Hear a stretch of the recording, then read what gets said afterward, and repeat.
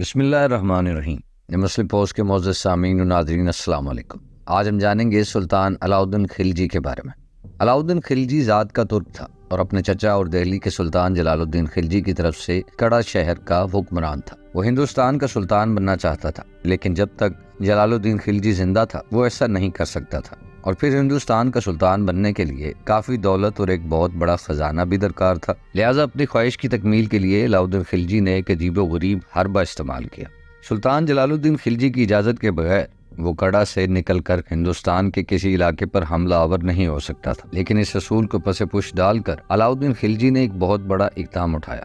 اسے کسی نے بتایا کہ دکن میں دیوگڑھ کے راجہ رام دیو کے پاس ایک بہت بڑا خزانہ ہے جو نسل در نسل اس کے پاس چلا آ رہا ہے۔ اسے یہ بھی خبر دی گئی کہ یہ خزانہ اتنا بڑا اور بے شمار ہے کہ اس سے پہلے دہلی کے کسی بھی سلطان کے پاس کبھی اتنا بڑا خزانہ نہ رہا تھا۔ چنانچہ علاء الدین خلجی نے وہ خزانہ حاصل کرنے کا تہیہ کر لیا۔ کڑا میں اس نے اپنی طرف سے ایک نائب مقرر کیا۔ 8000 کا لشکر لے کر وہ کڑا سے نکلا اور دیوگڑھ کا رخ کیا۔ دیوگڑھ گو کے بہت دور تھا، راستہ جنگلوں اور دشوار گزار علاقوں میں سے ہو کر گزرتا تھا، لیکن علاء الدین خلجی نے اس کی کوئی پرواہ نہ کی۔ ہر صورت میں وہ دیوگڑھ کے راجہ رام دیو کا خزانہ حاصل کرنے کے لیے تل گیا تھا۔ دیوگڑھ کے راجہ کے پاس گو بہت بڑا لشکر تھا، لیکن علاء الدین خلجی کی خوش قسمتی کہ اپنے 8000 کے لشکر کے ساتھ اس نے دیوگڑھ کے راجہ کے خلاف فتح حاصل کی اور دیوگڑھ کے شہر اور قلعے میں داخل ہوا۔ اس فتح کے نتیجے میں علاء الدین خلجی کے ہاتھ دیوگڑھ کے راجہ رام دیو کی طرف سے 600 من سونا، 7 من موتی، 2 من جواہرات جن میں لال، یاقوت، الماس اور زمرد شامل تھے،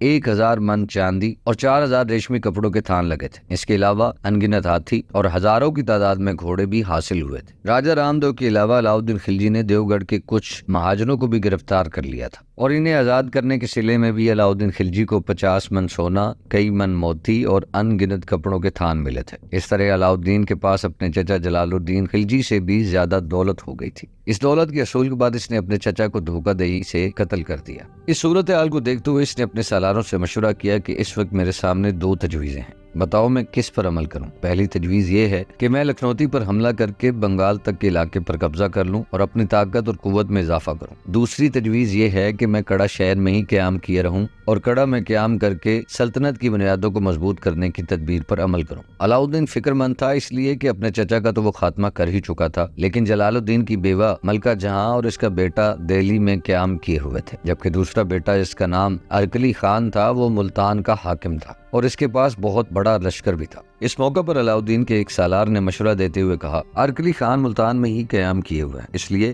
کہ جلال الدین نے اپنے دور میں اسے ملتان کا حاکم بنایا ہوا تھا۔ اب جہاں تک ارکلی خان کا تعلق ہے تو وہ انتہا درجے کا بہادر جنگجو انسان ہے۔ ان فطری صفات کے ساتھ ساتھ لشکر کشی کے قواعد اور ضوابط اور حکمرانی کے اصولوں سے بھی اچھی طرح واقف اور آگاہ ہے۔ لہٰذا یہ بات طے شدہ ہے کہ ارکلی خان اور اس کی ماں ملکہ جہاں جلال الدین خلجی کے خون کا بدلہ لینے کے لیے مارکہ آرائی ضرور کریں گے۔ یہ لوگ سب سے پہلے مقتول بادشاہ کے قاتلوں ہی کو سزا دینے کی کوشش کریں گے۔ اس صورتحال کے پیش نظر ہماری رائے یہ ہے کہ حضور فی الحال کڑا ہی میں قیام رکھیں اور اپنے چیدہ لشکریوں پر مشتمل ایک بہترین لشکر تیار کریں۔ اس لشکر کا کماندار کسی تربیت یافتہ سالار کو مقرر کریں اور اس لشکر کو پہلے لکھنوتی کی طرف روانہ کر دیا جائے۔ یہاں تک کہنے کے بعد وہ سالار رکا، پھر اپنی بات کو آگے بڑھاتا ہوا وہ یہ کہہ رہا تھا کہ اس لشکر کے بھیجنے میں کسی قسم کی تاخیر اور دیر بھی نہ کی جائے، بلکہ میں سمجھتا ہوں کہ برسات کا موسم شروع ہونے والا ہے اور اسی برسات کے موسم میں لشکر کو لکھنوتی کی طرف بھیج دینا مناسب ہوگا، تاکہ یہ لشکر بنگال کے علاقے کے تمام فتنہ اور فساد کو فروغ کر کے اس علاقے میں آپ کی حکومت کو مضبوط کر سکے۔ اگر جلال الدین خلجی کے بیٹے ارکلی خان نے دہلی سے روانہ ہو کر ہمارے لشکر سے جنگ کرنے کی ٹھانی اور ہمیں اس امر کا اندازہ ہو گیا کہ بغیر جنگ کے کوئی چارہ کار نہیں رہا، تو پھر ہم بھی باقی لشکر کے ساتھ لکھنوتی کا رخ کریں گے اور ارکلی خان کے ساتھ فیصلہ کن جنگ کریں گے۔ ہندوستان کا سلطان، حکمران اور بادشاہ بننے کے لیے کیونکہ علاء الدین خلجی نے اپنے سازشی اور فریب کار امراء کی سازشوں میں آ کر اپنے چچا جلال الدین خلجی کو قتل کروا دیا تھا، لہٰذا وہ اپنے چچا کے قتل کے بعد تخت و تاج حاصل کرنے کے لیے کوئی بھی کام اپنے سالاروں اور امراء کے مشوروں کے بغیر نہیں کرنا چاہتا تھا۔ अलाउद्दीन के जिस सालार ने मशवरा दिया कि एक लश्कर लखनौती की तरफ रवाना करना चाहिए और कड़ा से निकलकर पहले बंगाल पर कब्जा करते हुए फिर अपनी हुकूमत को मजबूत और मुस्तहकम करना चाहिए, इस तजवीज़ को अलाउद्दीन खिलजी ने पसंद किया था। अभी वो बंगाल की तरफ एक लश्कर भेजने की तैयारियों में ही मसरूफ था कि दिल्ली से इसके हमनवाओं ने इसे इतला दी कि मरहूम सुल्तान जलालुद्दीन की बीवी मलका जहां ने दिल्ली में मुकीम उमरा, सालारों और अरकान सल्तनत के मशवरे के बगैर ही अपने छोटे बेटे कदर खान को सुल्तान रुकनुद्दीन इब्राहिम शाह का खिताब देकर दिल्ली के तख्त पर बिठा दिया है। अलाउद्दीन खिलजी को ये खबर भी दी गई कि मलका जहां के इस इकदाम से दिल्ली के तमाम उमरा और मुअज़्ज़िज़ीन मलका से इंतहा दर्जा के रंजीदा हो गए हैं और इनमें से बेशतर ने मलका के खिलाफ साजिशों के जाल बिछाने और फैलाने शुरू कर दिए हैं। ये खबर मिलने के बाद अलाउद्दीन ने अपनी राय बदल दी। पहले इसने अपने लश्कर को लखनौती भेजने का फैसला किया था, अब इसने इरादा कर लिया कि वो दिल्ली का रुख करेगा और हिंदुस्तान का बादशाह बनने के लिए फैसला कुन कदम उठाएगा। इस मौके पर मकतूल सुल्तान जलालुद्दीन खिलजी की बेवा मलका जहां ने भी कुछ गलत फैसले किए। इसने बड़ी आकबत नाअंदेशी से काम लेते हुए अपने छोटे बेटे कदर खान को रुकनुद्दीन का खिताब देकर बादशाह बना दिया था, जबकि इसका बड़ा बेटा जो हुकूमत करने के हुनर जानता था, बहादुर भी था, एक आला पाए का सालार भी था और इसका इंतजार भी ना किया गया क्योंकि वो मुल्तान में क़याम किए हुए था। मलका जहां ने ये कदम बड़े खुलूस से उठाया था, इसलिए इसने अरकली खान का इंतजार नहीं किया। इसे खदशा था कि अगर इसने कासिद अरकली खान की तरफ भिजवाए, इसे बुलवाया तो इस वक्त तक कहीं कड़ा से निकलकर अलाउद्दीन खिलजी दिल्ली के ताज तख्त पर काबिज न हो जाए। लिहाजा दिल्ली में मुकीम सारे उमरा और सलारों को अपनी मुट्ठी में करने के लिए इसने अपने छोटे बेटे कदर खान को रुकनुद्दीन का खिताब देकर ताज तख्त का मालिक बना दिया। इस मौके पर अगर कदर खान को हुक्मरान बनाने के बाद मलका जहां तेज रफ्तार कासिद मुल्तान की तरफ भेजकर अपने बड़े बेटे अरकली खान को दिल्ली में बुला लेती और ताजो तख्त इसके हवाले करने के बाद हालात का मुकाबला करती तो यकीनन हिंदुस्तान की तारीख कुछ मुख्तलिफ होती। दूसरी तरफ मुल्तान में मुकीम जलालुद्दीन खिलजी के बड़े बेटे अरकली खान को जब ये खबर मौसूल हुई कि इसकी मां ने इसके छोटे भाई कदर खान को रुकनुद्दीन इब्राहिम का खिताब देकर तख्त पर बिठा दिया है, तब इसने अपनी मां के इन इकदामात को नापसंद किया और वो मुल्तान ही में क़याम किए रहा और दिल्ली का रुख न किया। दूसरी तरफ अलाउद्दीन खिलजी को जब ये मालूम हुआ कि अरकली खान मुल्तान में ही क़याम किए हुए है, तब अलाउद्दीन खिलजी ने तख्त ताज पर कब्जा करने का फैसला कर लिया था। कड़ा से निकलकर दिल्ली का रुख करने से पहले अलाउद्दीन खिलजी ने अपने सारे सालारों और उमरा को अपने पास बुलाया और इन्हें बड़े बड़े आला खिताबात से नवाजा। किसी को जफर खान, किसी को नुसरत खान, किसी को अलग खान और किसी को अल परसलान के खिताबात से नवाजा। इस तरह जो छोटे सलार थे इन्हें बड़े ओहदों पर तरक्की दी गई, इन्हें जागीरों से नवाजा गया। अलाउद्दीन खिलजी के पास बेपनाह दौलत थी, लिहाजा इस दौलत के बलबूते पर इसने अपने उमरा और सलारों को खूब नवाजा और ये दौलत इसने देवगढ़ के राजा रामदेव पर हमला आवर होने के बाद हासिल की थी। इतनी बड़ी दौलत लेकर अपने लश्कर के साथ अलाउद्दीन खिलजी कड़ा से दिल्ली का रुख कर गया। अलाउद्दीन को यकीन था कि इसके पास ऐसी दौलत है जिसको शुमार ही नहीं किया जा सकता, लिहाजा इस दौलत के बलबूते पर वो नाराज और खफा उमरा को भी नवाज कर अपने साथ मिलाने में कामयाब हो जाएगा। इस बेशुमार दौलत का मालिक बनने के बाद अलाउद्दीन खुश भी था और कड़ा से दिल्ली की तरफ से सफर करते हुए सफर के दौरान भी इसने बड़ी फराख दिली से काम लिया और अपने साथियों पर तरह तरह की अनायात की। वो हर रोज अपनी बारगाह में बैठकर अपने एक सलार नुसरत खान की राय के मुताबिक हर खास व आम से मुलाकात करता और इन्हें मालो दौलत से नवाजता। इसकी सखावत और बख्शिश का यह आलम था कि अशरफियों से भरी हुई थैलियां और सामान से लदी हुई ऊंटों की कतारें लोगों को तोहफे में दे देता था। बहरहाल लोगों को नवाजने और इन्हें इनाम इकराम और तोहफे देकर अपने साथ मिलाने में अलाउद्दीन खिलजी किसी किस्म की कमी ना करता था। कुछ मुअर्रिखीन यहाँ तक लिखते हैं कि कड़ा से दिल्ली का सफर करते करते रास्ते में अलाउद्दीन खिलजी जहाँ भी क़याम करता वहाँ हर रोज सुबह शाम इसके खेमे के सामने एक तराजू लटका दिया जाता था और इसमें 5 मन अशरफियाँ तोल कर लोगों में तकसीम कर दी जाती थी। अलाउद्दीन खिलजी की इस सखावत का शोहरा दूर दूर तक फैलता चला गया और गिरदो पेश के इलाकों से लोगों के लश्कर इसके पास आकर जमा होने लगे। नाज़रीन, अब तक के लिए इतना ही, मिलते हैं अगली वीडियो में, अपना ख्याल रखिएगा। बिस्मिल्लाहिर्रहमानिर्रहीम। मुस्लिम पोस्ट के मौजूद सामीन और नाज़रीन, अस्सलाम वालेकुम। जब अलाउद्दीन खिलजी अपने लश्कर और दीगर हमराइयों के साथ बदायूं पहुंचा तब अलाउद्दीन खिलजी का मुकाबला करने के लिए दिल्ली से एक लश्कर निकला। दिल्ली का नया सुल्तान, जिसे इसकी मां मलका जहां ने ताजो तख्त का वारिस बना दिया था, जिसका नाम इसने रुकनुद्दीन इब्राहिम रख दिया था और जो अभी कम उम्र ही था, इसने अपनी नातजुर्बाकारी की वजह से एक हिमाकत की। वो खुद तो अलाउद्दीन से जंग करने के लिए आगे ना बढ़ा, लेकिन इसने अपने कुछ उमरा और अराकीन सल्तनत को एक जबरदस्त लश्कर देकर बदायूं के करीब अलाउद्दीन खिलजी पर हमला आवर होने के लिए रवाना किया। اب یہ سارے امراء اور اراکین سلطنت خلوص دل کے ساتھ رکن الدین ابراہیم کے حامی نہ تھے، لہٰذا جب علاؤدین خلجی نے انہیں دولت اور انعام و اکرام کی چمک دکھائی تو وہ سب کے سب رکن الدین ابراہیم کا ساتھ چھوڑ کر علاؤدین خلجی کے طرفدار ہو گئے اور اس کے لشکر میں جا ملے۔ جب انہوں نے یہ اقدام اٹھایا تو علاؤدین نے ان پر دولت کی بوچھاڑ کر دی اور یہ لوگ اس کی جان نثاری کا دم بھرنے لگے۔ اس کے نتیجے میں علاؤدین کے لشکر میں لگ بھگ 60,000 افراد کا اضافہ ہو گیا۔ دہلی کے نو عمر سلطان رکن الدین ابراہیم نے جو لشکر علاؤدین کا مقابلہ کرنے کے لیے بھجوایا تھا وہ تتر بتر ہو گیا، لہٰذا علاؤدین خلجی اپنے لشکر میں خاصا اضافہ کرنے کے بعد اب بدایوں سے دہلی کی طرف بڑھا تھا۔ مقتول سلطان جلال الدین کی بیوہ ملکہ جہاں کو جب ان حالات کا علم ہوا تو اس نے پریشان ہو کر ایک تیز رفتار قاصد ملتان میں اپنے بڑے بیٹے ارکلی خان کی طرف روانہ کیا۔ جب یہ قاصد ملتان پہنچا اور صورتحال سے اس نے مقتول سلطان جلال الدین کے بڑے بیٹے ارکلی خان کو آگاہ کیا تو اس نے جو جواب دیا وہ بڑا مایوس کن تھا۔ ارکلی خان نے کہا، اب وقت ہاتھ سے نکل چکا ہے، لشکر دشمن سے مل چکا ہے، شاہی خزانے میں اتنی دولت نہیں رہی کہ لشکریوں کو 6 ماہ کی تنخواہ پیشگی دی جا سکے، اس صورتحال میں میرے آنے سے کوئی فائدہ نہ ہوگا۔ یہ صورتحال یقیناً علاؤدین خلجی کے لیے حوصلہ افزا تھی، لہٰذا بدایوں سے دہلی کی طرف بڑھنے میں اس نے اپنی رفتار اور تیز کر دی۔ راستے میں اس نے کہیں پڑاؤ نہیں کیا بلکہ دہلی پہنچنے میں اس نے بڑی سرعت سے کام لیا اور جلد از جلد دریائے جمنا کو پار کر کے باغ جود والے دروازے کے سامنے دریا اور شہر کے درمیانی میدان میں خیمہ زن ہوا۔ باغ جود پرانی دہلی کے مشہور باغ کا ایک نام ہے، اسے جود باغ بھی کہا جاتا ہے۔ دہلی کے نیا اور نو عمر سلطان رکن الدین ابراہیم عجیب شش و پنج کے عالم میں مبتلا تھا، تاہم اس نے ہمت کر کے شہر کے اندر جو لشکر تھا اسے تیار کیا اور علاؤدین خلجی کا مقابلہ کرنے کے لیے نکلا۔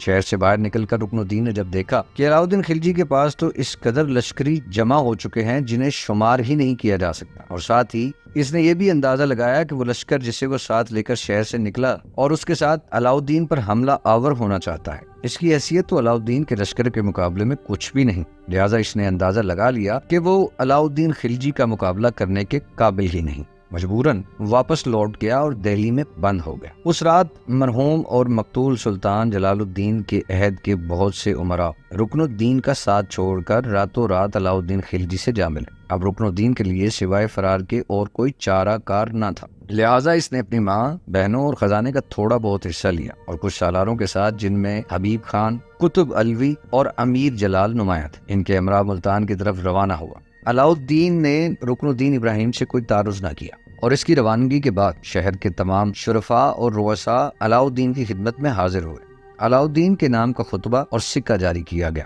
اس طرح جلال الدین خلجی کے قتل کے بعد اس کا بھتیجا علاؤدین خلجی ہندوستان کے تخت و تاج کا مالک بن گیا۔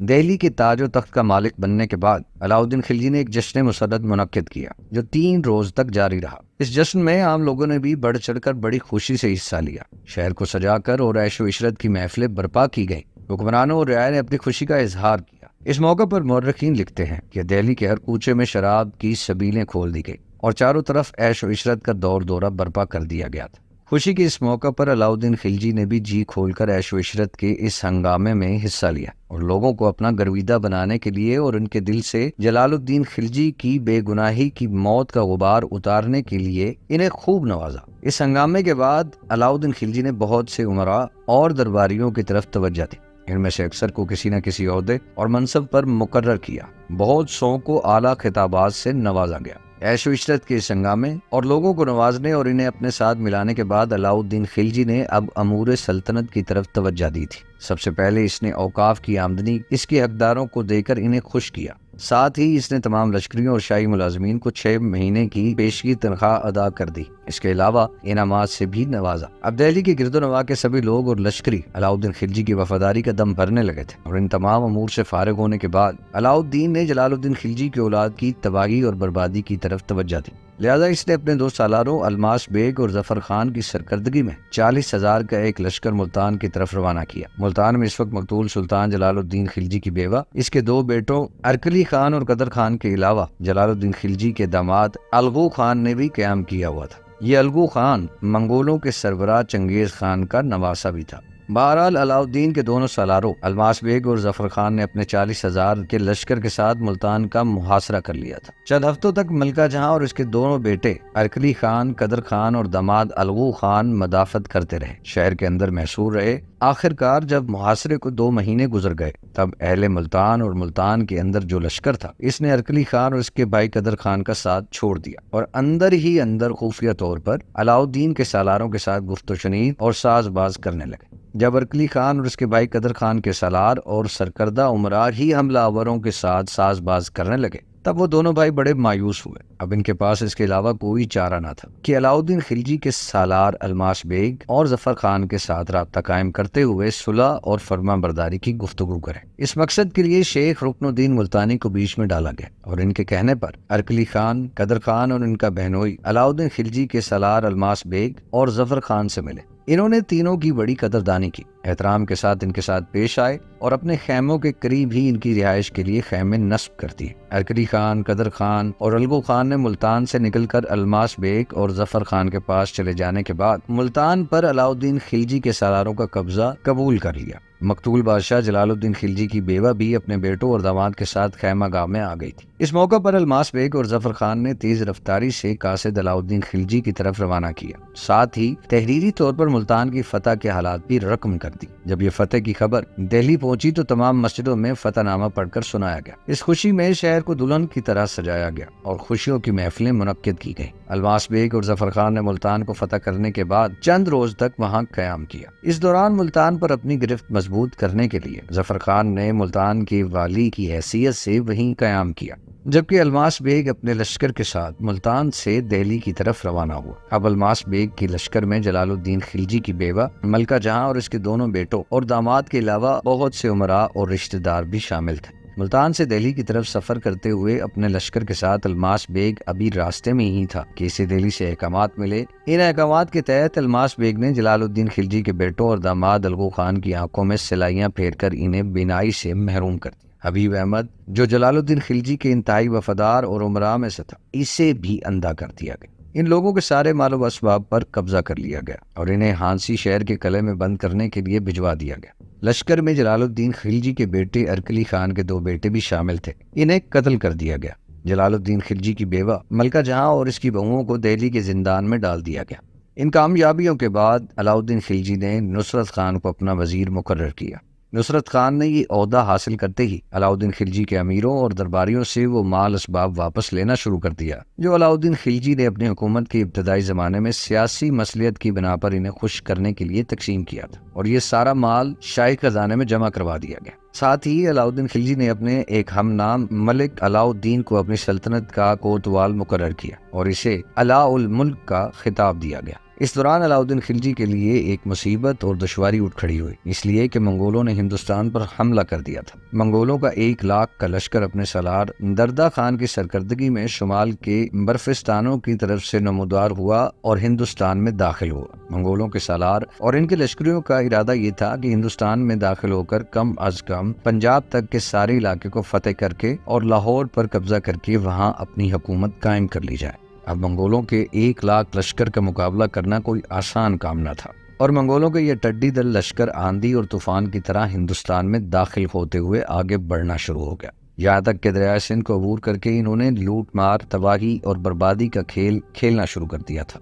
جو علاقہ بھی ان کے سامنے آتا وہ پورے کا پورا لوٹ لیتے اور تباہ و برباد کر دیتے۔ علاؤالدین خلجی کو جب یہ خبر ہوئی کہ منگولوں کا 1 لاکھ کا لشکر ہندوستان پر حملہ آور ہوا ہے اور انہوں نے تباہی اور بربادی کا کھیل شروع کر دیا ہے، تب وہ بڑا برہم ہوا اور اس نے منگولوں پر حملہ آور ہو کر انہیں عبرتناک سزا دینے کا تہیہ کر لیا۔ لہٰذا بڑی تیزی کے ساتھ اس نے ایک لشکر تیار کیا۔ یہ لشکر بڑی برق رفتاری سے لاہور کی طرف بڑھا۔ اتنی دیر تک منگولوں کا 1 لاکھ کا لشکر یلغار کرتا ہوا لاہور کے قریب پہنچ گیا تھا۔ لہٰذا لاہور کے نواب میں علاؤالدین خلجی اور منگولوں کے درمیان زبردست جنگ ہوئی۔ اس جنگ میں علاؤالدین کے لشکر نے ان گنت منگولوں کو کاٹ کر رکھ دیا تھا۔ اور حیرت کی بات یہ کہ علاؤدین کے لشکر نے منگولوں کو بدترین شکست دی۔ یہ دوسری دفعہ تھا کہ کسی مسلمان حاکم نے منگولوں کو شکست دی۔ ناظرین، آپ کو یہ بتاتے چلیں کہ سلطان رکن الدین بیبرس کے علاوہ علاؤدین خلجی وہ دوسرا مسلمان حکمران ہے کہ جس نے منگولوں کو شکست دی۔ تقریباً 12,000 منگولوں کو اس جنگ کے دوران قتل کر دیا گیا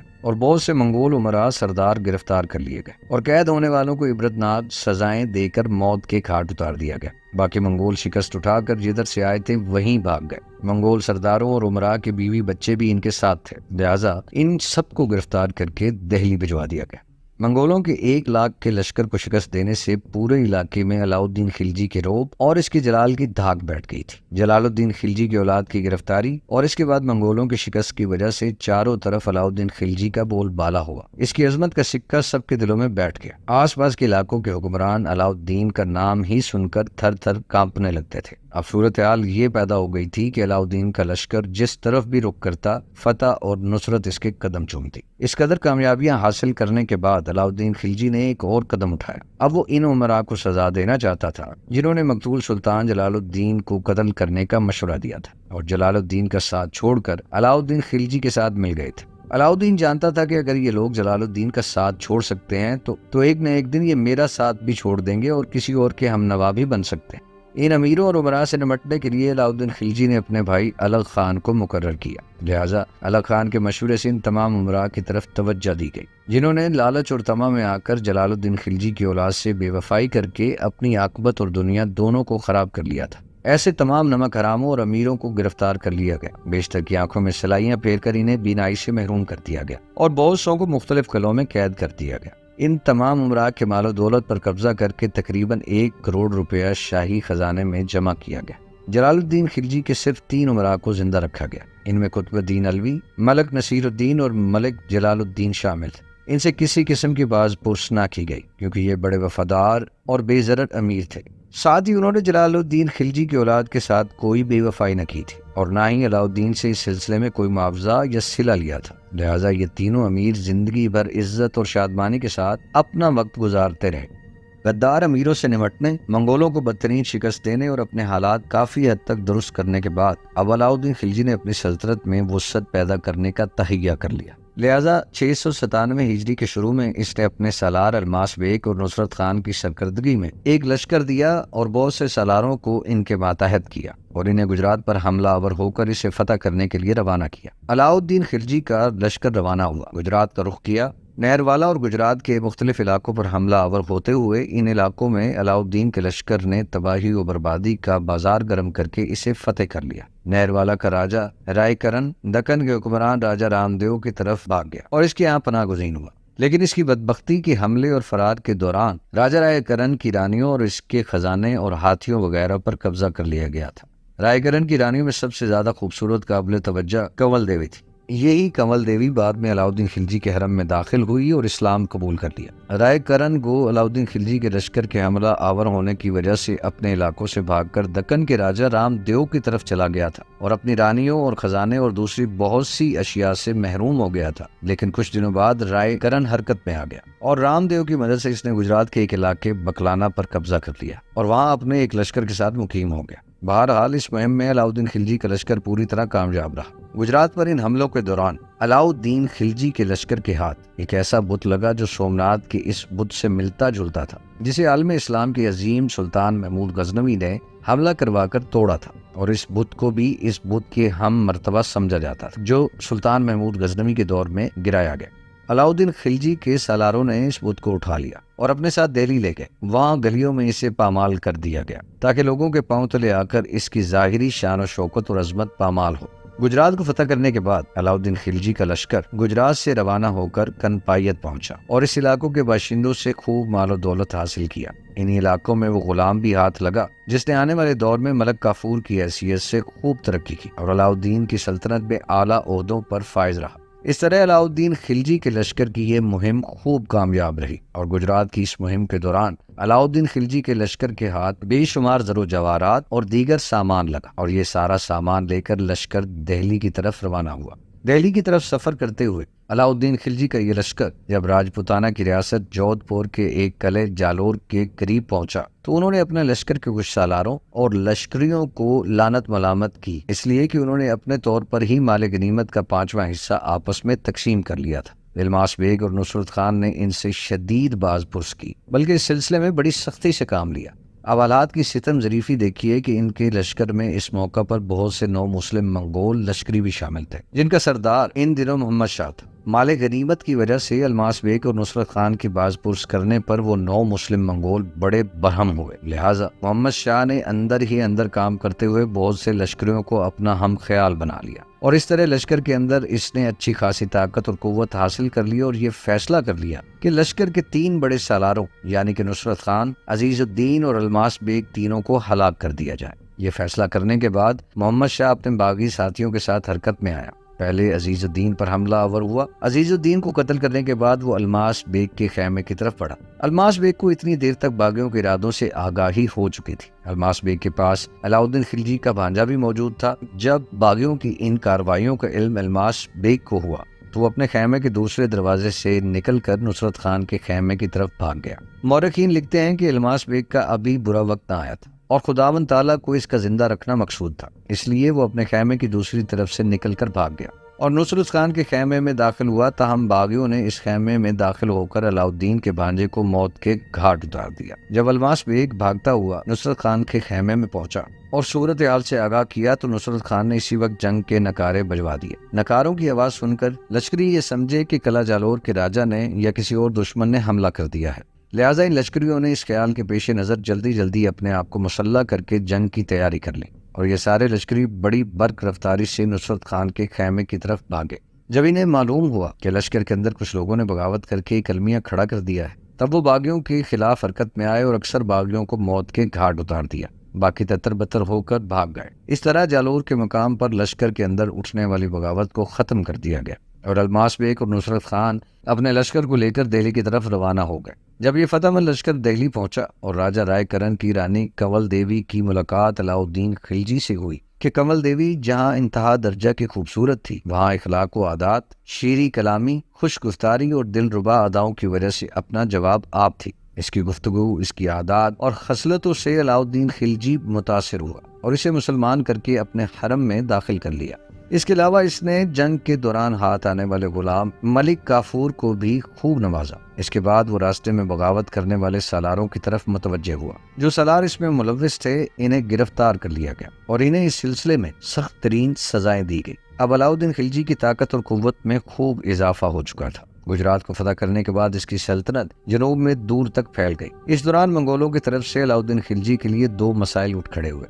پہلا مسئلہ سیوستان میں اٹھا، جہاں ایک منگول سردار جس کا نام چلدی تھا ایک لشکر کے ساتھ نمودار ہوا اور سیوستان یعنی سندھ کے شمالی علاقوں پر قبضہ کر لیا۔ علاؤدین اس صورتحال سے بڑا برہم ہوا اور ایک لشکر جرار اپنے سالار ظفر خان کو دے کر بڑی دھوم دھام اور بڑی شان و شوکت سے رخصت کیا تاکہ منگول سالار چلدی پر حملہ آور ہو کر اس کو اس کے کیے کی سزا دے۔ ناظرین، اب تک کے لیے اتنا ہی، ملتے ہیں اگلی ویڈیو میں، اپنا خیال رکھیے گا۔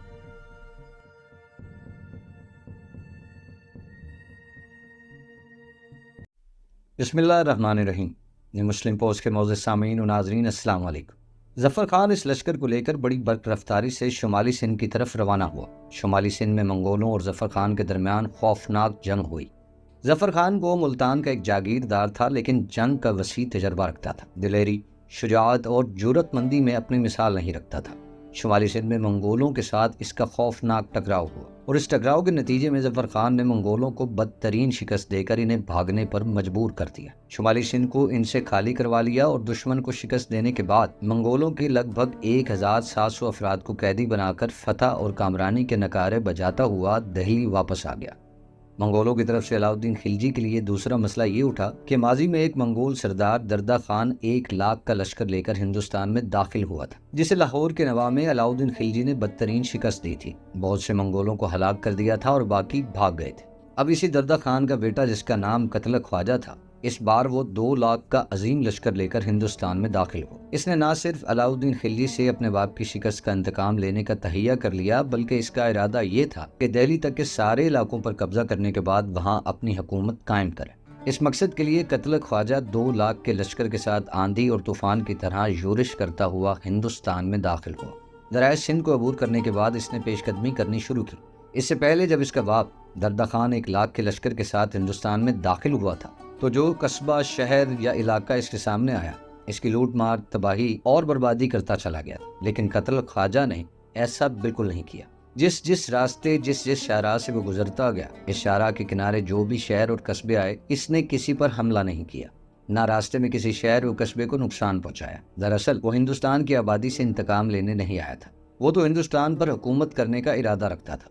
علاؤالدین کو تخت و تاج سے محروم کر کے وہ خود دہلی کے تخت کا وارث بن کر ان سارے علاقوں پر حکومت کرنے کا خواہاں تھا جو اس وقت علاؤالدین خلجی کی مملکت میں شامل تھے۔ لہٰذا دریائے سندھ کو عبور کر کے ان قصبوں اور دیہاتوں کو جو راستے میں آباد تھے اپنی ملکیت سمجھ کر آگے بڑھتا رہا، کسی پر کسی قسم کا حملہ نہ کیا۔ بڑی تیزی اور سرعت کے ساتھ مسافتوں کو سمیٹتا ہوا وہ آندھی اور طوفان کی طرح دریائے جیلم، چناب، دریائے راوی، بیاس کو عبور کرتا ہوا دریائے جمنا کے کنارے جا پہنچا۔ قتل خان 2 لاکھ کے لشکر کے ساتھ دریائے جمنا کے کنارے وسیع میدانوں میں اپنے لشکر کے ساتھ خیمہ زن ہوا۔ قتل خان کی آمد کا سن کر دہلی اور اس کے گرد و نواح کے لوگ اس سے خوف زدہ ہو کر دہلی شہر میں داخل ہو گئے۔ اس طرح بے شمار لوگوں کے شہر میں پناہ گزین ہونے کی وجہ سے شہر کی آبادی میں بے انتہا اضافہ ہو گیا۔ گلی کوچے اور مسجدیں وغیرہ خلق خدا سے اس حد تک بھر گئی تھیں کہ اللہ کی پناہ دہلی کے اصل باشندے اس ہجوم سے بہت گھبرا گئے اور ان کی وجہ سے رسد و رسانی کے راستے بھی بند ہو گئے تھے۔ مزید یہ کہ اس شہر میں کھانے پینے کی اشیاء کی قیمتوں میں بھی زبردست اضافہ ہو گیا۔ اس طرح آہستہ آہستہ دہلی کے لوگوں کی حالت خراب ہونا شروع ہو گئی۔ یہ صورتحال دیکھتے ہوئے علاؤالدین خلجی نے اپنے سارے امراء، سالاروں اور اراکین سلطنت کا اجلاس طلب کر لیا اور قتل خان کے سلسلے میں ان سے مشورہ اور صلاح طلب کی۔ کہتے ہیں اس موقع پر علاؤالدین خلجی کے بعض امراء نے علاؤالدین کو جنگ نہ کرنے کا مشورہ دیا اور ہندوستانی لشکر کی کمزوریوں کو مناسب طریقے سے بیان کر کے اشارتاً یہ بھی کہہ دیا کہ جنگ میں شکست و فتح دونوں ہی ممکن ہے۔ اپنے ان سالاروں کا جواب سن کر علاؤالدین خلجی نے برہمی کا اظہار کیا۔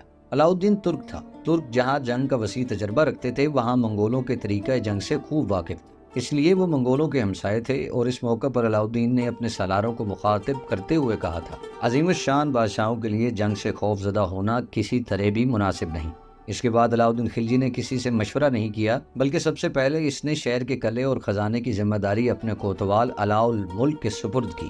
دہلی شہر کے سارے دروازے اس نے بند کروا دیے، صرف بدائیوں دروازے کو کھلا رکھا۔ اس کے بعد علاؤالدین خلجی منگول سالار کا مقابلہ کرنے کے لیے 3 لاکھ سواروں اور 2700 ہاتھیوں کا لشکر لے کر بڑی شان و شوکت کے ساتھ شہر سے نکلا۔ شہر کے نواح میں کھلے میدانوں کے اندر دونوں لشکروں نے اپنی صفیں سیدھی کی۔ مورخین یہ بھی لکھتے ہیں کہ ہندوستان میں مسلمانوں کی حکومت کے آغاز سے لے کر علاؤالدین خلجی کے دور تک ایسے عظیم الشان اور بڑے لشکر کبھی ایک دوسرے کے مقابل نہ ہوئے تھے۔ منگولوں کے سامنے آنے کے بعد علاؤالدین خلجی نے اپنے لشکر کو ترتیب دینا شروع کر دیا۔ اس نے اپنے لشکر کو 3 حصوں میں تقسیم کیا۔ ایک حصے کا کماندار پنجاب اور ملتان کے حاکم ظفر خان کو بنایا، دوسرے حصے کی کمانداری اپنے بھائیوں الماس بیگ اور رکن خان کے سپرد کی، تیسرا حصہ اپنے پاس رکھا اور اس کے بعد منگولوں سے جنگ کی ابتدا کر دی۔ اس طرح علاؤالدین خلجی اپنے تینوں لشکروں کے ساتھ منگولوں سے ٹکرا گیا۔ کہتے ہیں کہ حملے کی ابتدا علاؤالدین خلجی کے امیر اور پنجاب کے حاکم ظفر خان نے کی۔ ظفر خان بقول مورخین ایسے خونخوار اور ایسے جان لیوا انداز میں منگولوں پر حملہ آور ہوا کہ اپنے حصے کے لشکر کے ساتھ اس نے منگولوں کے لشکر کے ایک حصے پر ضربے لگاتے ہوئے اسے تہس نہس کر کے رکھ دیا۔ ظفر خان کی یہ جرأت اور ہمت دیکھتے ہوئے علاؤالدین خلجی اور دوسرے سالار بھی منگولوں پر ٹوٹ پڑے۔ اس طرح دہلی کے نواح میں ہولناک جنگ ہوئی۔ اس جنگ کے نتیجے میں چاروں طرف منگولوں کی لاشوں سے میدان جنگ بھر گیا۔ علاؤالدین اور اس کے سالاروں کی طرف سے خوفناک حملے کے نتیجے میں منگولوں کو بدترین شکست ہوئی اور علاؤالدین کے لشکر نے ان کا تعاقب شروع کر دیا۔ اس جنگ میں پنجاب کے حاکم ظفر خان کی کارکردگی کو دیکھتے ہوئے منگولوں کے سالار قتل خان نے اس کی طرف پیغام بھجوایا کہ تم علاؤالدین کو چھوڑ کر میرے پاس آ جاؤ، میں علاؤالدین کی نسبت تمہاری زیادہ عزت افزائی کروں گا اور تمہیں اس عہدے سے کہیں بڑا عہدہ عطا کروں جو تمہیں علاؤالدین خلجی کے پاس حاصل ہے۔ لیکن ظفر خان نے اس کے پاس جانے سے انکار کر دیا۔ اب ظفر خان کی بدقسمتی یہ تھی کہ جب منگولوں کو بدترین شکست ہوئی اور علاؤالدین خلجی کے لشکر نے ان کا تعاقب کیا تو ایک موقع پر کچھ منگولوں نے ظفر خان کو گھیر لیا۔ کچھ منگول کمین گاہ اور گھات میں بیٹھے ہوئے تھے، وہ باہر نکلے اور ظفر خان کے گھوڑے کی انہوں نے ٹانگیں کاٹ دی۔ اس طرح ظفر خان اپنے گھوڑے سے گر پڑا اور ان منگولوں کے ہاتھوں مارا گیا۔ منگولوں کے خلاف یہ علاؤالدین اور اس کے سالاروں کی شاندار فتح تھی۔ اس جنگ کے دوران علاؤالدین خلجی کے لشکر کے ایک سالار منگولوں کے ڈر سے میدان جنگ سے بھاگ کر شہر میں بھی آ گیا تھا۔ بہرحال اس فتح کے بعد علاؤدین واپس شہر آیا، جشن کی محفلیں منعقد کی گئی اور امراء کو جو منگولوں کے مقابلے میں بڑی جرأت مندی اور بہادری سے لڑے تھے انہیں اعزاز و اکرام سے نوازا۔ وہ سالار جو جنگ سے بھاگ کر دہلی میں داخل ہو گیا تھا، علاؤدین نے اس کو گدھے پر سوار کر کے سارے شہر میں اس کی تشہیر کروائی تھی۔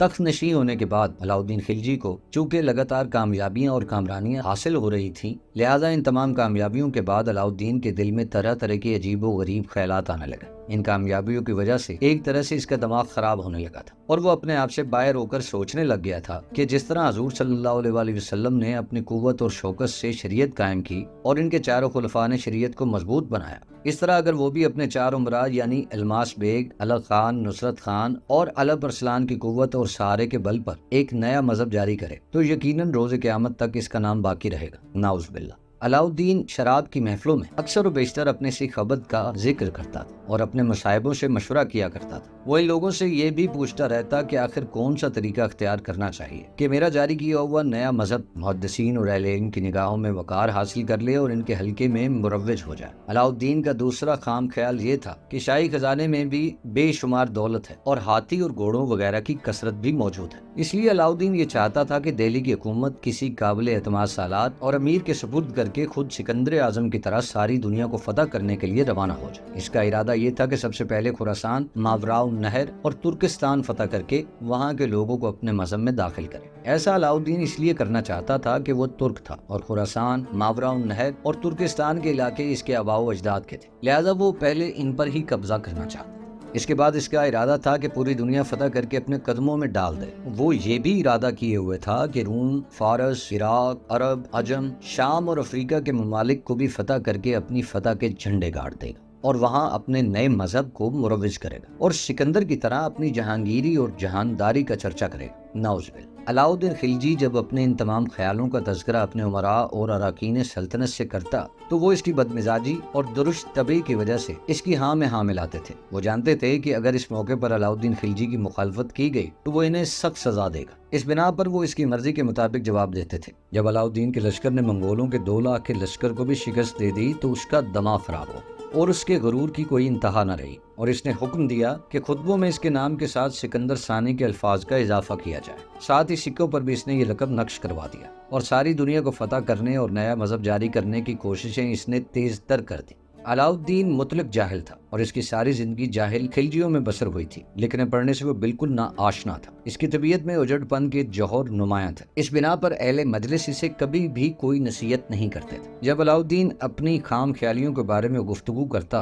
تو بعض حاضرین اس وقت خاموش رہتے، بعض شوق اور بے باک شرکا مجلس کی ہاں میں ہاں ملاتے ملاتے اس کا مذاق اڑاتے اور وہ اچھی طرح جانتے تھے کہ بادشاہ کے اس قسم کے خیالات جنون کے علاوہ کوئی اہمیت نہیں رکھتے، لیکن وہ پھر بھی علاؤدین کی بہادری، مستقل مزاجی اور تعریفوں کے پل باندھا کرتے تھے اور اسے غلط فہمی میں مبتلا کرتے رہتے تھے۔ دوسری طرف عام مسلمان اور بزرگان دین بادشاہ کے لیے ان شیطانی خیالات سے نجات پانے اور مذہب اسلام پر ثابت قدم رہنے کے لیے دعائیں بھی مانگا کرتے تھے۔ پھر ایسا ہوا کہ علاؤدین خلجی کی اصلاح کا وقت آ گیا۔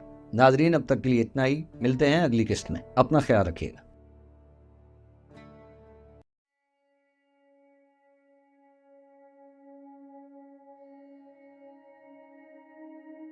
ہوا یوں کہ علاؤدین خلجی کا کوتوال جو اس کا ہم نام تھا اور جسے علاؤ الملک کا خطاب دیا گیا تھا، وہ بڑا مذہبی اور سچا مسلمان تھا، دین سے متعلق معلومات بھی رکھتا تھا۔ وہ چونکہ بہت موٹا تھا اس لیے 2 مہینے میں صرف ایک بار ہی بادشاہ کی خدمت میں حاضر ہوتا۔ علاؤ الملک کی علاؤدین کے پاس نہ آنے کی دوسری وجہ یہ تھی کہ علاؤ الملک شراب نوشی کے خلاف تھا جبکہ علاؤدین شراب کا رسیا تھا۔ ایک روز کوتوال اس وقت علاؤدین خلجی کے پاس پہنچا جب شراب کی محفل اپنے عروج پر تھی۔ اس موقع پر علاؤدین خلجی نے اپنے کوتوال سے اپنے خیالات کے بارے میں مشورہ طلب کیا۔ علاؤ الملک کیونکہ پکا سچا مسلمان تھا، جب علاؤدین اس کے سامنے نیا مذہب جاری کرنے اور پوری دنیا کو فتح کرنے کے بعد اپنے دونوں خیالات پیش کیے تب اس کے ان دونوں خیالات کو علاؤ الملک نے ناپسند کیا۔ اس موقع پر کوتوال علاؤ الملک نے یہ بھی سوچا کہ اب موت کا وقت قریب آ گیا ہے، چند روزہ زندگی کے لیے بادشاہ کی خوشی کی پرواہ ہرگز نہیں کرنی چاہیے اور سچی بات پر پردہ ڈالنا کسی طرح بھی مناسب نہیں۔ اس نے یہ بھی سوچا کہ اس وقت بادشاہ کے عتاب سے بالکل ڈرنا نہیں چاہیے۔ عمر کے آخری ایام میں اگر اس بادشاہ کے ہاتھوں شہادت بھی نصیب ہو گئی تو کچھ پرواہ نہیں۔ جب علاؤدین خلجی نے اپنے دونوں خیالات سامنے پیش کیے تب کوتوال علاؤ الملک نے علاؤدین کو مخاطب کر کے کہا،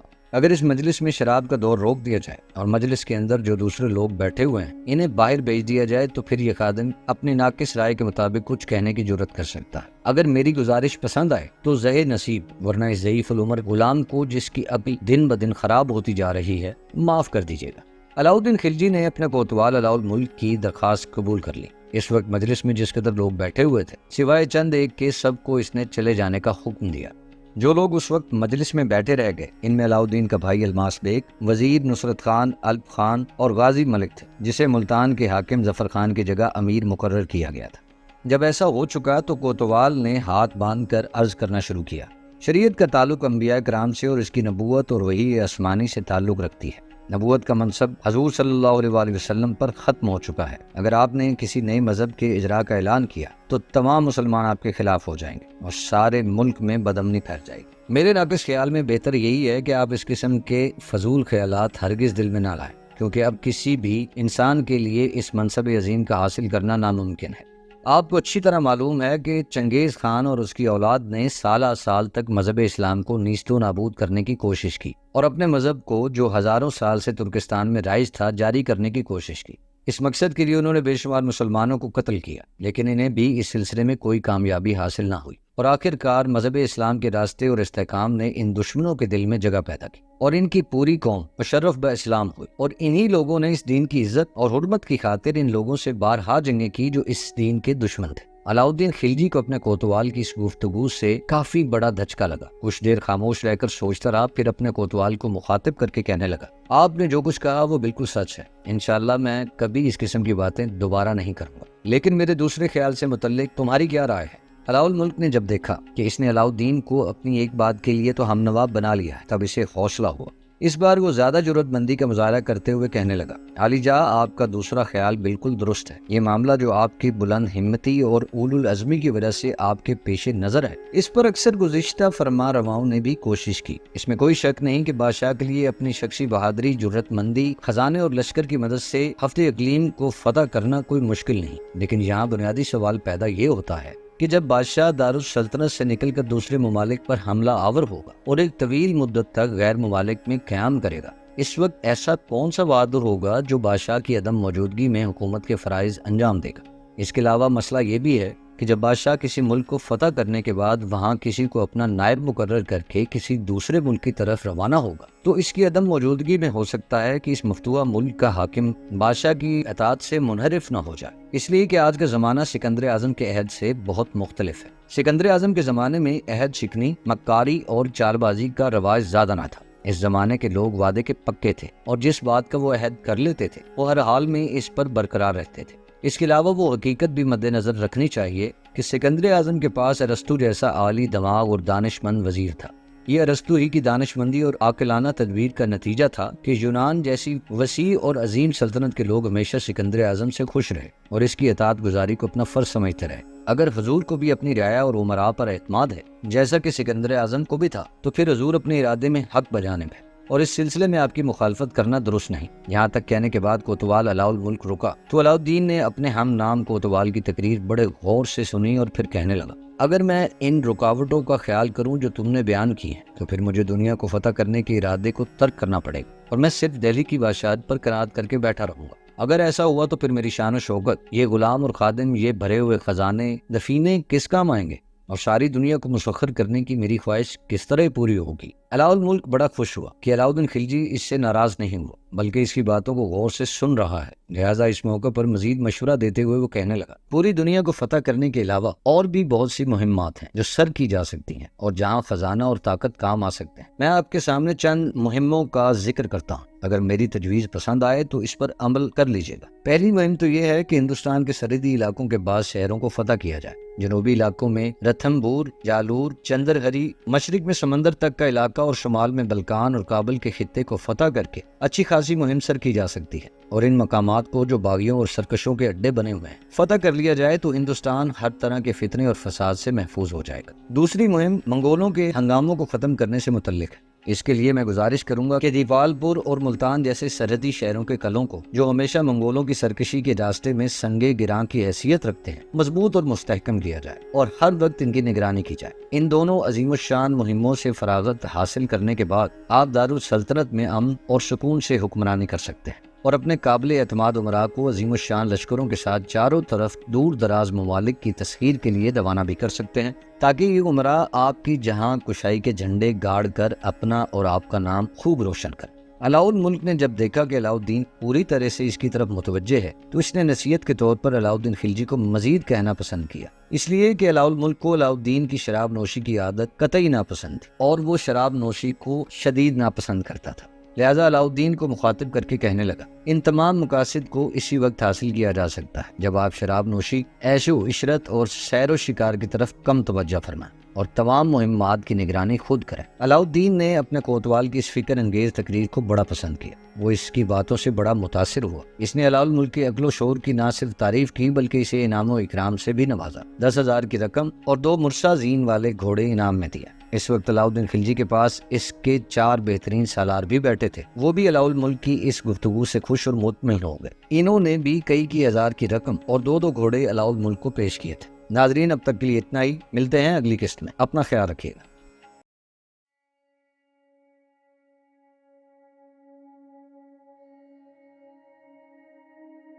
اب اپنے کوتوال علاء الملک کی تجویز پر عمل کرنے کے لیے علاء الدین خلجی نے ہندوستان کے مختلف راجاؤں کو راہ راست پر لانے کا تہیہ کر لیا۔ اس نے اپنے بھائی الماس بیگ اور سالار نصرت خان کو ایک خاصا بڑا لشکر مہیا کیا اور اس لشکر کے ساتھ انہیں رنتھمبور کے قلعے پر حملہ آور ہونے کے لیے روانہ کیا۔ رنتھر بور کا راجا دہلی کے ایک قدیم راجا کی نسل سے تھا اور ایک عرصے سے رنتھر بور میں حکومت کر رہا تھا۔ علاء الدین خلجی کا لشکر آگے بڑھا اور پہلے راجا کے قلعے جہاتن پر قبضہ کر لیا۔ اس کے بعد لشکر رنتھر بور پر حملہ آور ہونے کے لیے آگے بڑھا اور شہر کا محاصرہ کر لیا۔ جب محاصرہ طول پکڑ گیا تو علاء الدین خلجی کے سالاروں کو خبر ہوئی کہ رنتھر بور کے راجا حمیر دیو کے پاس شہر کے اندر 2 لاکھ سواروں پر مشتمل ایک بہت بڑا لشکر ہے اور پیدل لشکریوں کا شمار ہی نہیں ہے، اور انہیں یہ بتایا گیا کہ بہت سے منگول بھی رنتھر بور میں قیام کیے ہوئے ہیں، وہ بھی راجا حمیر دیو کی حمایت میں علاء الدین خلجی کے لشکر سے جنگ کرنے کے لیے تیار ہے۔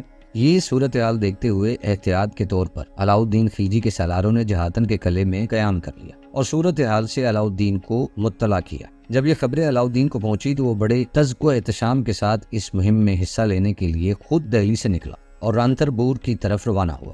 راستے میں علاء الدین خلجی تلپت کے مقام پر رکا اور یہاں آرام کرنے کے ساتھ ساتھ وہ شکار بھی کرنے لگا۔ اس موقع پر اس کے لشکری دور شکار کر رہے اور وہ ایک اونچی جگہ پر بیٹھا ہوا تھا۔ اس موقع پر علاء الدین کے بھتیجے سلیمان شاہ نے ارادہ کیا کہ کیوں نہ میں بھی وہی کروں جو علاء الدین خلجی نے کیا تھا، یعنی کہ جس طرح علاء الدین خلجی اپنے چچا جلال الدین خلجی کو قتل کر کے حکمران بن گیا ہے، اس طرح میں بھی علاء الدین خلجی کو قتل کر کے ہندوستان کا سلطان بن جاتا ہوں۔ یہ سوچنے کے بعد سلیمان اپنے 109 مسلم قدیم ملازموں کے ساتھ اس جگہ گیا جہاں علاء الدین خلجی بیٹھا ہوا تھا۔ سلیمان کو سلیمان شاہ اور راکت خان بھی کہتے ہیں۔ اس کے کہنے پر اس کے ملازموں نے علاء الدین خلجی پر تیر برسانے شروع کر دیے۔ یہ صورتحال یقیناً علاء الدین خلجی کے لیے پریشان کن تھی۔ کچھ دیر تک وہ ان تیروں سے اپنے آپ کو بچاتا رہا، لیکن اس کے باوجود اس کے بازو پر زخم آ گئے۔ اس موقع پر علاء الدین خلجی نے ایک چال چلی اور جان بوجھ کر مردوں کی طرح زمین پر گر گیا۔ سلیمان شاہ نے جب دیکھا کہ اس کا چچا زمین پر گر گیا ہے تب اس کے ساتھیوں نے شور مچانا شروع کر دیا کہ علاء الدین مر چکا ہے۔ لہٰذا اپنے ساتھیوں کے کہنے پر سلیمان شاہ اپنے گھوڑے پر سوار ہو کر لشکر گاہ میں پہنچا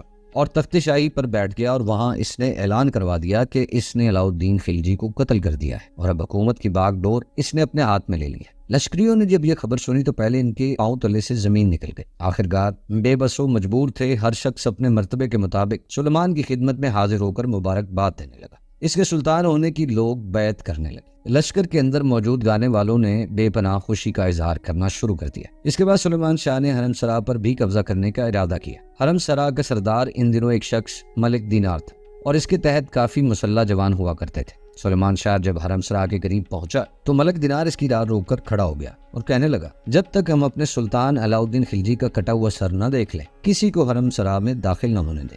دوسری طرف علاء الدین خلجی اٹھ کھڑا ہوا۔ تیروں کی وجہ سے اس کے جو زخم آئے تھے पहले इन जख्मों पर इसने कपड़ा बांधा। इतनी देर तक इसके कुछ मुकर्रबीन भी इसके पास जमा हो गए। इस मौके पर अलाउद्दीन खिलजी ने यह ख्याल किया कि इसके भतीजे सुलेमान शाह ने जरूर चंद उमरा के मशवरे पर ही बगावत खड़ी की होगी और इन उमरा से अपनी एआनत और मदद का यकीन दिलाया हो। लिहाजा जो मुकर्रबीन इसके करीब आए उन्हें मुखातिब करके वो कहने लगा, हालात मुझे पेचीदा दिखाई देते हैं। मेरा भतीजा सुलेमान शाह लश्कर पर कब्जा कर चुका है, लिहाजा मेरी बेहतरी इसमें है कि मैं अभी और इसी वक्त यहाँ से फिलफौर अपने भाई अलमास बेग के पास कला जहातन पहुँच जाऊँ। इसके बाद मेरा भाई अलमास बेग जो मशवरा देगा इसी पर अमल किया जाएगा। अलाउद्दीन खिलजी की इस गुफ्तगू के जवाब में इसके मुकर्रबीन में से एक शख्स इंतहाई खुलूस और नेक नियति से कहने लगा, कम अज कम मैं आपकी इस तजवीज़ से इत्तफाक नहीं करता। आली पना, आपको कहीं भी जाने की जरूरत नहीं है। सुलेमान शाह का रंग अभी तक लश्कर में पूरी तरह जमा नहीं है। आप परेशान और फिक्रमंद क्यों होते हैं? आप अपने खैमा शाही की तरफ रवाना हों, फिर मैं देखता हूँ कि सुलेमान शाह क्या करता है। मैं आपको यकीन दिलाता हूँ कि जो ही लोग आपको देखेंगे पूरे का पूरा लश्कर आपके गिर्द जमा हो जाएगा और सुलेमान शाह तन्हा और अकेला होकर आपके रहमो करम पर रह जाएगा। अलाउद्दीन खिलजी ने अपने इस मुकर्रब की राय को पसंद किया, लिहाजा उठा और अपने पड़ाव की तरफ चल पड़ा। रास्ते में जिस लश्करी ने भी इसे देखा भागकर इसके पीछे हो लिया। इसी तरह आनन फानन ये खबर लश्करगाह तक फैल गई कि अलाउद्दीन खिलजी कत्ल नहीं हुआ, वो जिंदा है और शिकारगाह के जिस टीले पर बैठा था वहां से उतरकर अपने लश्कर की तरफ आ रहा है। ये खबर सुनते ही सारा लश्कर, सालार क्या, उमरा क्या, लश्करी क्या, फीलबान क्या, साइस वगैरह सब उठकर अलाउद्दीन खिलजी की तरफ आ गए। इस तरह पूरा लश्कर अलाउद्दीन खिलजी के गिर्द जमा हो गया। सुलेमान शाह जो तख्त पर जाकर बैठ गया था, इसने जब ये सूरत हाल देखी और अंदाजा लगाया कि वो तन्हा रह गया है, लिहाजा हवास बाख्ता होकर उठ खड़ा हुआ और घोड़े पर सवार होकर अफगानपुर की तरफ भागा। इस सूरत हाल से अलाउद्दीन बड़ा खुश हुआ। सबसे पहले इसने अपने लश्करियों की एक जमात सुलेमान शाह और उसके साथियों के ताक़ुब में रवाना की। इन लश्करियों ने सुलेमान शाह को जा लिया और इसे गिरफ्तार कर लिया और इसका सर कलम करके अलाउद्दीन की खिदमत में पेश किया। अलाउद्दीन के हुक्म से यह सर पूरे लश्कर में फिराया गया। इस तरह अलाउद्दीन खिलजी के कत्ल की यह साजिश नाकाम हो गई। अलाउद्दीन खिलजी ने चंद रोज तक तिलपत में ही क़याम किए रखा। जब इसके जख्म भर गए तो इसने कूच किया और रंथरबूर पहुंचा। अलमास बेग ने इस वक्त तक जहातन के किले से निकलकर फिर रंथरबूर का मुहासरा कर लिया था। अलाउद्दीन के वहां पहुंचने पर मुहासरे में तेजी और शिद्दत पैदा हो गई। अलाउद्दीन खिलजी के आने से लश्करियों में एक जोश और जज्बा पैदा हुआ था, लिहाजा लश्करी हर रोज किले पर शिद्दत के साथ हमलावर होते, किले के अतराफ में तबाही, बर्बादी और गारत गरी का खेल खेलते और इस तरह दिन ब दिन राजपूत तंगी का शिकार होने लगे। अलाउद्दीन खिलजी अपने लश्कर के साथ रंथरबूर में ही मुहासरा किए हुए था कि इसकी गैर मौजूदगी में दो बगावतें उठ खड़ी हुई। पहली बगावत ऊद और बदायूं के हाकिमों की तरफ से हुई थी। इन दोनों इलाकों के हाकिम अलाउद्दीन के दो भांजे थे, एक का नाम उमर अमीर और दूसरे का नाम मनकू खान था। इन्होंने बगावत का परचम लहराया। इन दोनों ने अच्छा खासा लश्कर अपने साथ करके बादशाह के अहकामात के खिलाफ वर्जिश शुरू कर दी। इनकी बगावत की वजह से हालात बहुत ज्यादा बिगड़ गए और सूरत हाल नाजुक होने लगे। अलाउद्दीन खिलजी को जब रंथरबूर में अपने भाइयों की बगावत की इत्तला मिली तो इसने बदायूं और ऊद के उमरा और जिम्मेदार लोगों के नाम खत लिखकर तेज रफ्तार कासदों के जरिए रवाना किया और इन उमरा को इसने हुक्म दिया कि इन दोनों की बगावत को फौरन कुचल दिया जाए। अलाउद्दीन का खत मिलते ही ऊद और बदायूं के उमरा ने अलाउद्दीन के हुक्म की तामील की और अपनी मुत्तफिका कुव्वतों से बागियों पर हमला आवर होकर इन्हें शिकस्त दी। दोनों बागियों को गिरफ्तार करके रंथरबूर में अलाउद्दीन खिलजी के पास भिजवा दिया गया और इनके साथियों की बहुत बड़ी तादाद को मौत के घाट उतार दिया। जब अलाउद्दीन खिलजी के दोनों बागी भांजे उमर और मंकू रंथरबूर पहुंचे, पहले तो अलाउद्दीन ने इन्हें इनकी बसारत से महरूम कर दी, फिर बहुत बुरी तरह तकालीफ दे देकर इनको कत्ल कर दिया। इस तरह ऊद और बदायूं की बगावत का खात्मा हुआ। दूसरी बगावत एक शख्स हाजी मौला ने दिल्ली में खड़ी कर दी। दरअसल रंथरबूर की तरफ जाते हुए अलाउद्दीन खिलजी से एक गलती हुई थी, वो ये कि वो अपने कोतवाल अलाउल मुल्क को भी अपने साथ रंथरबूर ले गया। अलाउल मुल्क एक इंतहाई मुखलिस, जानसार और शरीयत पर सख्ती से पाबंद रहने वाला इंसान था। इसे अपने साथ ले जाते हुए इसकी जगह एक और शख्स को अलाउद्दीन खिलजी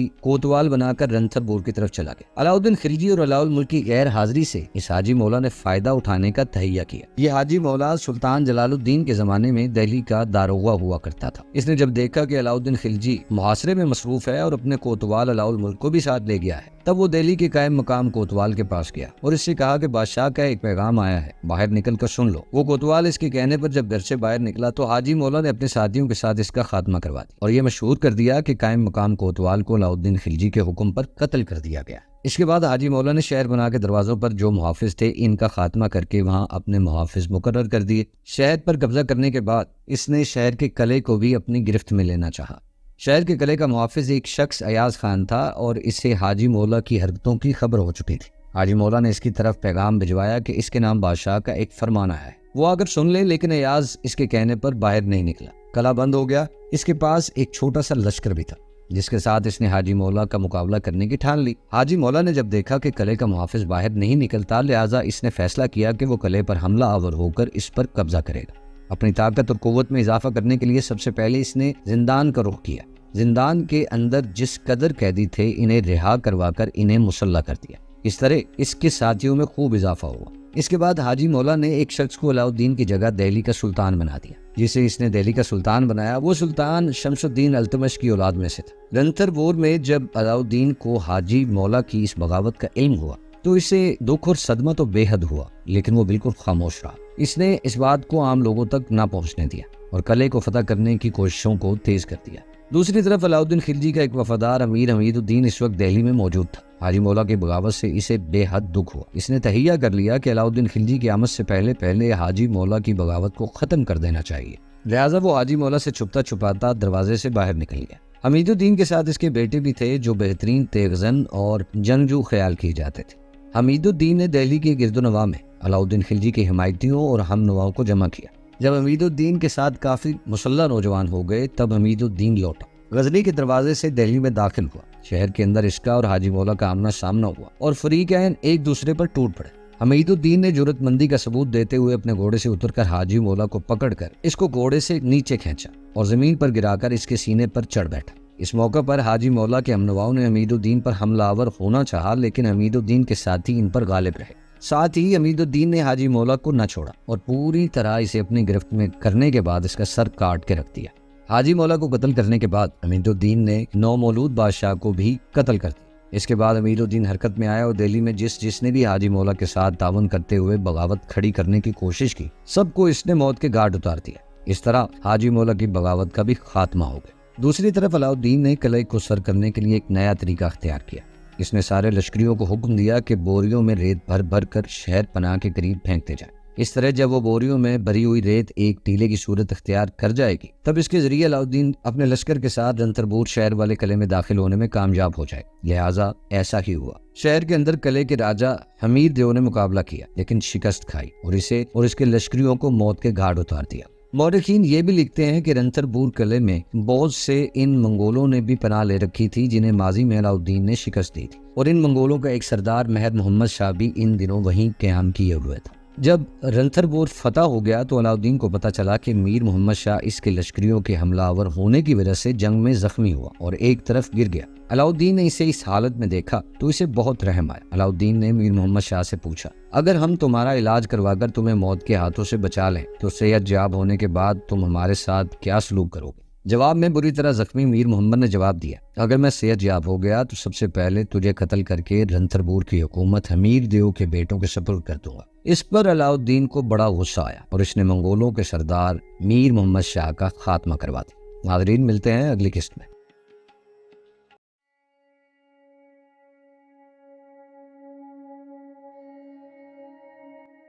رنتھر بور کو فتح کرنے کے بعد علاؤالدین خلجی اپنے لشکر کے ساتھ واپس دہلی گئے۔ اس کی غیر موجودگی میں جو لگاتار بغاوتیں ہوئی تھیں ان کی وجہ سے وہ بڑا محتاط ہو گیا تھا، لہٰذا اس نے اپنے سالاروں اور امراء کا اجلاس طلب کر لیا اور ان سے مشورہ طلب کیا کہ کون سی ایسی تدبیر اختیار کی جائے کہ جس پر عمل کر کے بغاوت اور سرکشی کے دروازے ہمیشہ ہمیشہ کے لیے بند کیے جا سکیں۔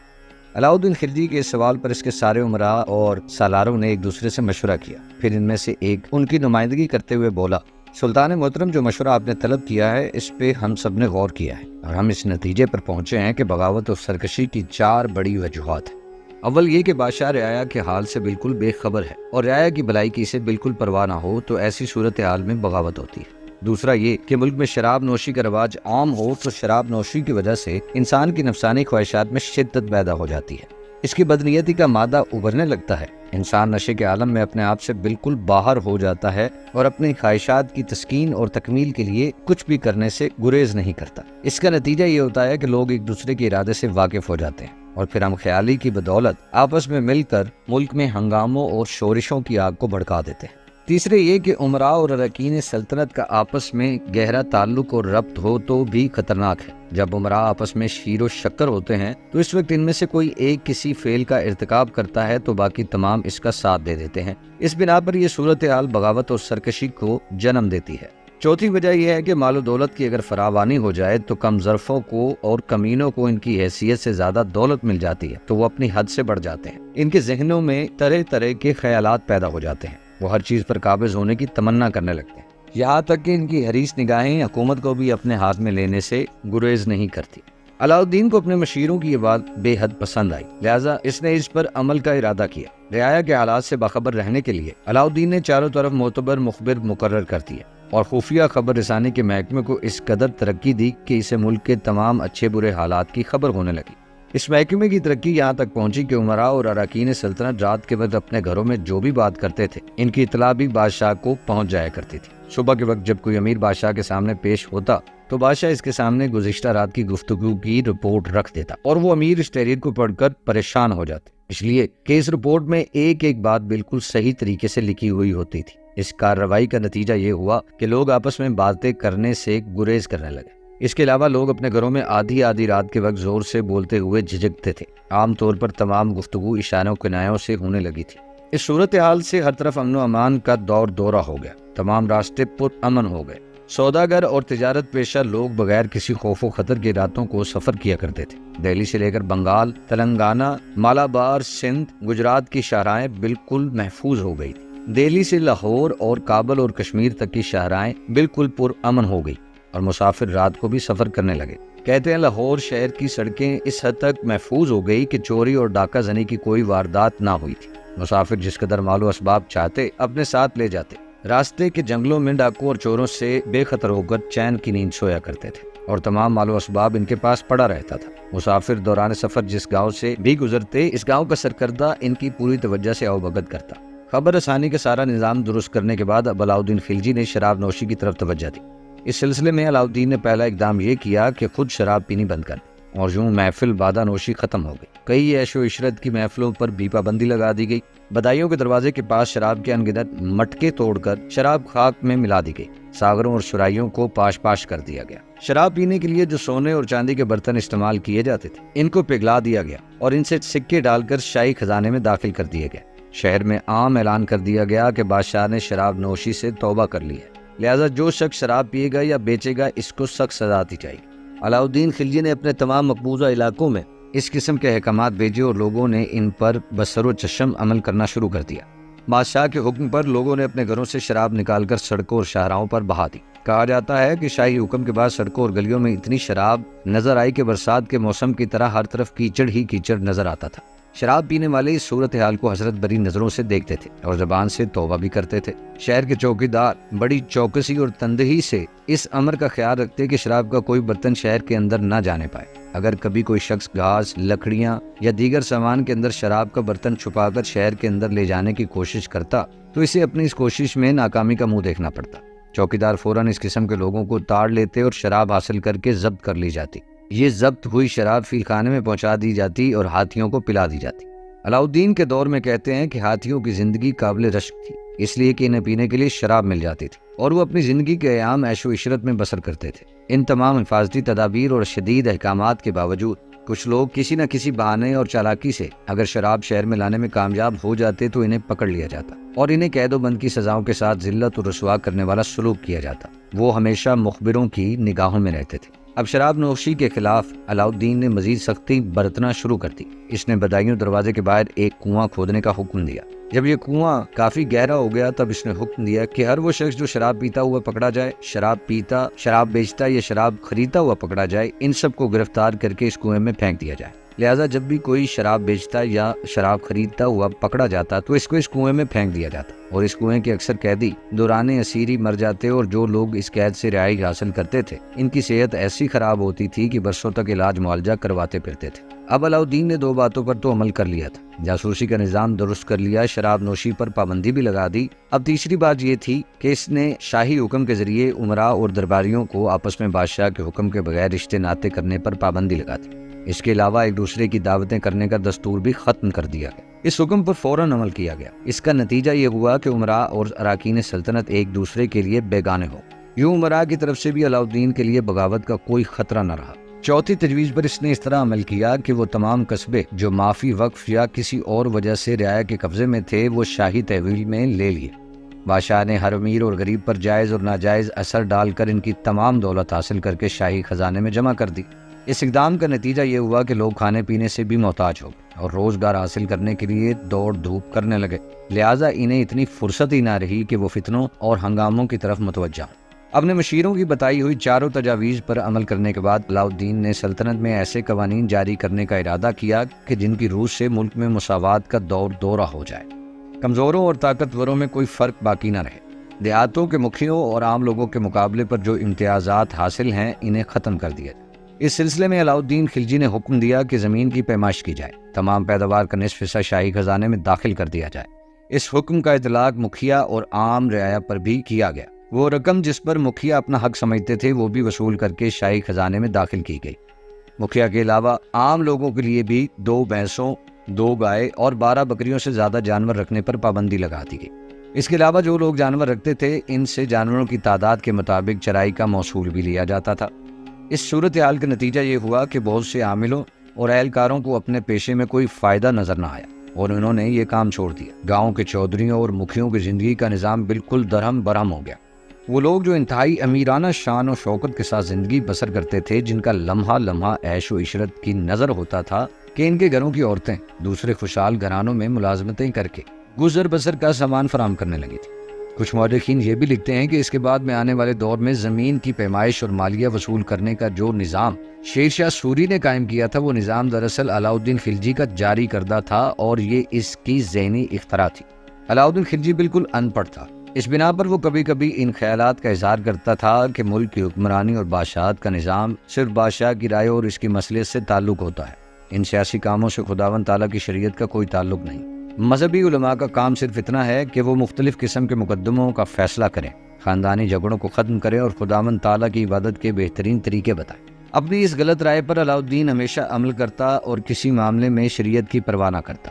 حیرت کی بات یہ ہے کہ اس کے پاس بڑے بڑے علماء اور بڑے جید قسم کے عالم ملنے کے لیے آتے تھے، پر کبھی کسی نے اس کی اصلاح کا پہلو نہ نکالا تھا۔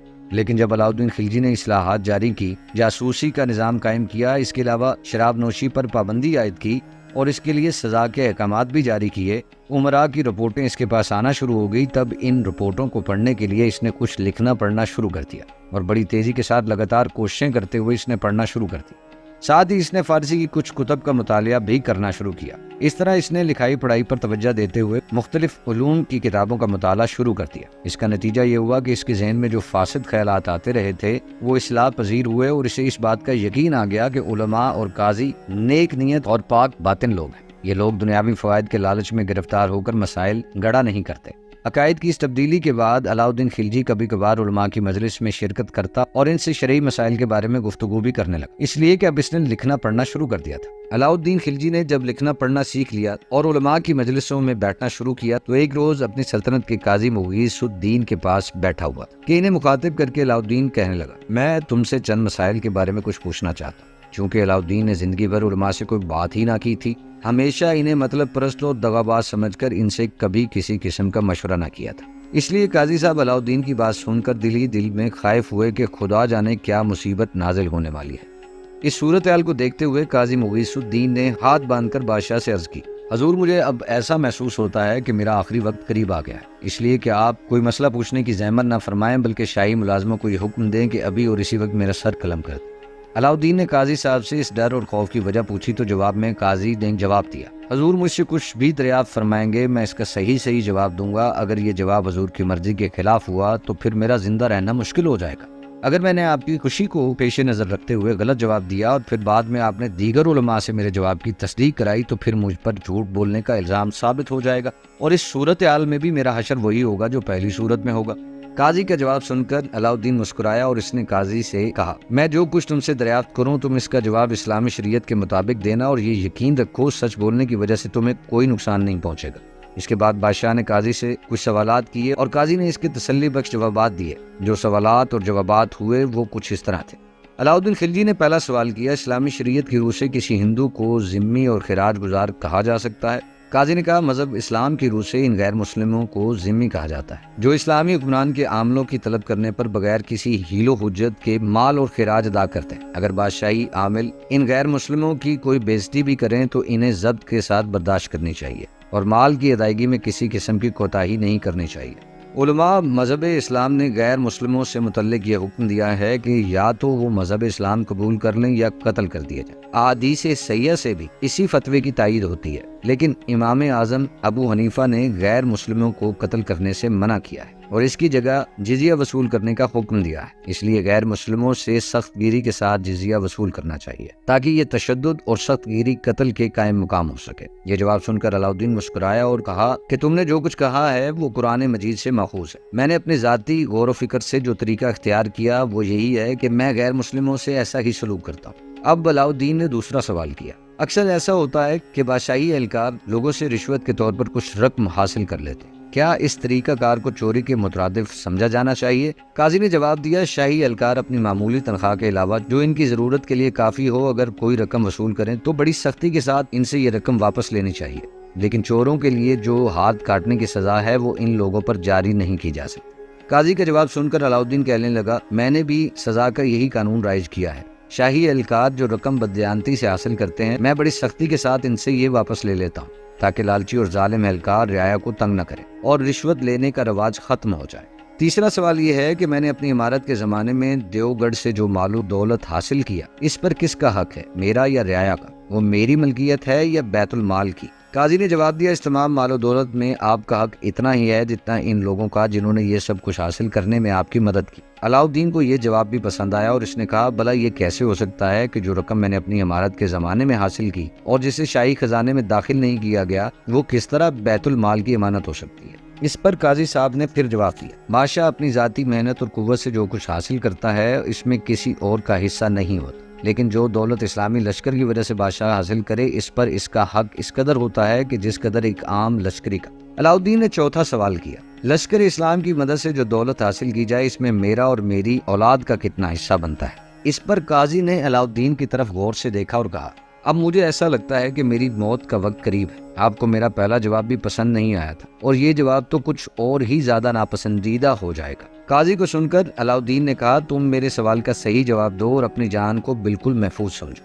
اس پر قاضی نے جواب دیا، اس سلسلے میں 3 طریقوں پر عمل کیا جا سکتا ہے۔ اگر از روئے انصاف دیکھا جائے اور خلفائے راشدین کی تقلید کی جائے تو اس دولت میں سے بادشاہ کا اسی قدر حصہ ہے جتنا کہ ایک عام مسلمان کا، اور اگر میانہ روی سے کام لیا جائے تو بادشاہ کو ان امیروں کے برابر حصہ لینا چاہیے جنہیں زیادہ حصہ ملتا ہے۔ اگر ملکی سیاسی مصلحتوں کا خیال کیا جائے تو بادشاہ عمرا کے حصے سے کچھ زیادہ حصہ لے سکتا ہے تاکہ بادشاہ اور عام عمرا کے مرتبے میں امتیاز کیا جائے اور شاہی روب کو برقرار رکھا جائے۔ اس سے زیادہ حصہ لینا بادشاہ کو کسی بھی صورت جائز نہیں۔ بادشاہ کی اولاد کا حق عمرا اور مسلمانوں کے برابر ہونا چاہیے۔ یہ جواب سن کر علاؤدین بہت برہم ہوا اور اس نے کہا، اس کا مطلب تو یہ ہوا کہ میرے حرم اور دیگر سلسلوں میں جو رقم صرف ہوتی ہے تم اسے ناجائز قرار دیتے ہو؟ قاضی کہنے لگا، حضور نے مجھ سے شرعی مسائل کے بارے میں پوچھا تھا، میں نے سب جوابات از روئے شرع دیے ہیں، لیکن اگر ملکی مصلحت اور سیاسی ضروریات کے پیش نظر میری ذاتی رائے پوچھی جائے تو میں کہوں گا کہ حضور کا عمل بالکل صحیح ہے۔ بادشاہ کے وقار اور اس کے رعب کو قائم رکھنے کے لیے جس قدر بھی دولت صرف ہوگی اس کو ملکی انتظامات کے اخراج میں شمار کیا جانا چاہیے۔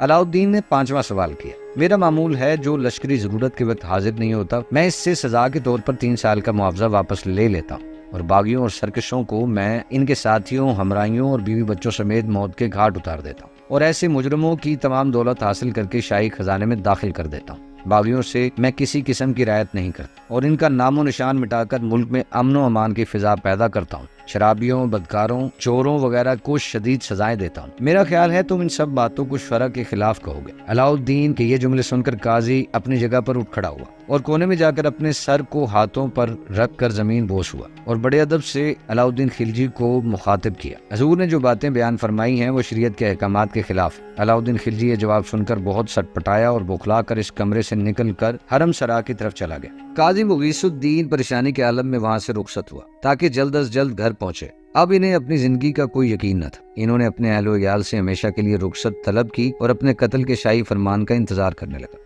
وہ اسی انتظار میں تھا کہ اگلے روز علاؤدین خلجی نے انہیں دربار میں طلب کیا اور خلاف توقع انہیں انتہائی لطف و کرم سے نوازا۔ ان کے لیے بہترین زرد وردی کا لباس مہیا کیا گیا اور 1000 کی رقم پیش کی گئی۔ اس موقع پر علاؤدین قاضی مغیث الدین کو مخاطب کرتے ہوئے کہنے لگا، اگرچہ میں علم میں آپ کے مقابلے میں بالکل نا آشنا اور شرعی مسائل سے قطعی ناواقف ہوں، لیکن مسلمان ہوں اور میں مسلمان کا بیٹا ہوں۔ میں اچھی طرح جانتا ہوں کہ آپ نے جو کچھ کہا وہ بالکل صحیح ہے، لیکن دنیا کے معاملات اور خاص طور پر ہندوستان کی مہمات صرف شرعی مسائل پر عمل کرنے سے حل نہیں ہو سکتی۔ جب تک سیاست سے شدید ترین قواعد سے کام نہ لیا جائے، ملک میں امن و امان قائم رکھنا بہت مشکل ہو جاتا ہے۔ میرے خیال میں محض مذہبی وعظ اور نصیحتوں سے اس زمانے کے لوگ سیدھے راستے پر نہیں آتے۔ یہ روز روشن کی طرح واضح ہے کہ فاسق اور بد کردار لوگ زناکاری کے بڑے شیدا ہوتے ہیں۔ غصے، قید اور مار پیٹ سے یہ لوگ توبہ نہیں کر سکتے۔ ایسے لوگوں کو عبرت دینے کے لیے میں چند ایک کو ناکارہ کر دیتا ہوں تاکہ ملک میں بدکاروں کے حوصلے پست ہو جائیں۔ میری نیت نیک اور صاف ہے۔ میرا مقصد صرف یہ ہے کہ اللہ تعالیٰ کی مخلوق امن و چین اور خوشحالی کے ساتھ زندگی بسر کرے۔ چونکہ اللہ کی رحمت کا دروازہ ہر وقت کھلا رہتا ہے، اس لیے مجھے پوری امید ہے کہ اللہ تعالیٰ میرے گناہوں کو معاف فرمائیں گے۔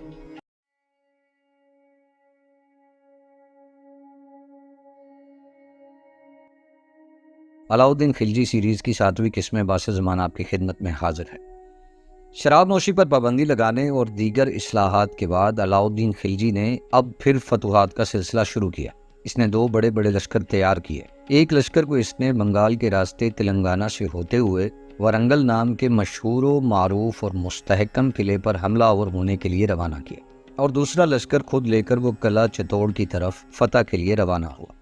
علاؤدین نے اپنے لشکر کے ساتھ آگے بڑھ کر قلعے کا محاصرہ کر لیا۔ قلعے میں راجپوتوں کا ایک بہت بڑا لشکر تھا۔ اس لشکر نے علاؤدین خلجی کا جم کر مقابلہ کیا، لیکن علاؤدین خلجی کے متواتر اور شدید حملوں کا مقابلہ راجپوت زیادہ دیر نہ کر سکے۔ اس طرح انہوں نے علاؤدین خلجی کے سامنے ہتھیار ڈال دیے اور علاؤدین خلجی نے چتوڑ نام کے اس قلعے کو فتح کر لیا۔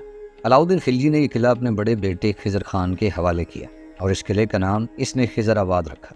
چتوڑ فتح کرنے کے بعد شہر کے نواح میں ایک کھلے میدان کے اندر علاؤدین خلجی نے ایک محفل کا انعقاد کیا، جس میں اس نے اپنے سپہ سالاروں اور لشکریوں کے سامنے اپنے بیٹے خضر کو اپنا ولی عہد مقرر کیا۔ جس وقت علاؤدین خلجی نے اپنے لشکر کے 2 حصے کرنے کے بعد ایک حصے کو وارنگل پر ہمراہ آور ہونے کے لیے روانہ کیا تھا اور دوسرے کو لے کر وہ چتوڑ کی طرف روانہ ہوا تھا، اسی دوران ماوراؤن نہر کے منگولوں کو خبر ہو گئی کہ علاؤدین خلجی کے سارے لشکر دہلی سے روانہ ہو کر مختلف قلعوں کو فتح کرنے کے لیے چلے گئے ہیں، لہٰذا اس موقع پر اگر دلی پر حملہ کر کے قسمت آزمائی جائے تو منگول دلی پر قبضہ کر سکتے ہیں۔ ان حالات کے تحت منگولوں کا ایک سالار ترغی ایک بہت بڑا لشکر لے کر ماوراؤن نہر سے نکلا اور ہندوستان کا رخ کیا۔ حالات کی ستم ظریفی کے منگول سالار ترغی خان کے ماوراؤن نہر سے روانہ اور ہندوستان میں داخل ہونے سے پہلے ہی علاؤدین خلجی اپنی چتوڑ کی مہم سے فارغ ہو کر دلی واپس آ چکا تھا، لیکن اس قلعے کو فتح کرنے اور اس کی خوشی میں اس نے اپنے سالاروں، امراء اور لشکریوں کو رخصت پر روانہ کر دیا تھا۔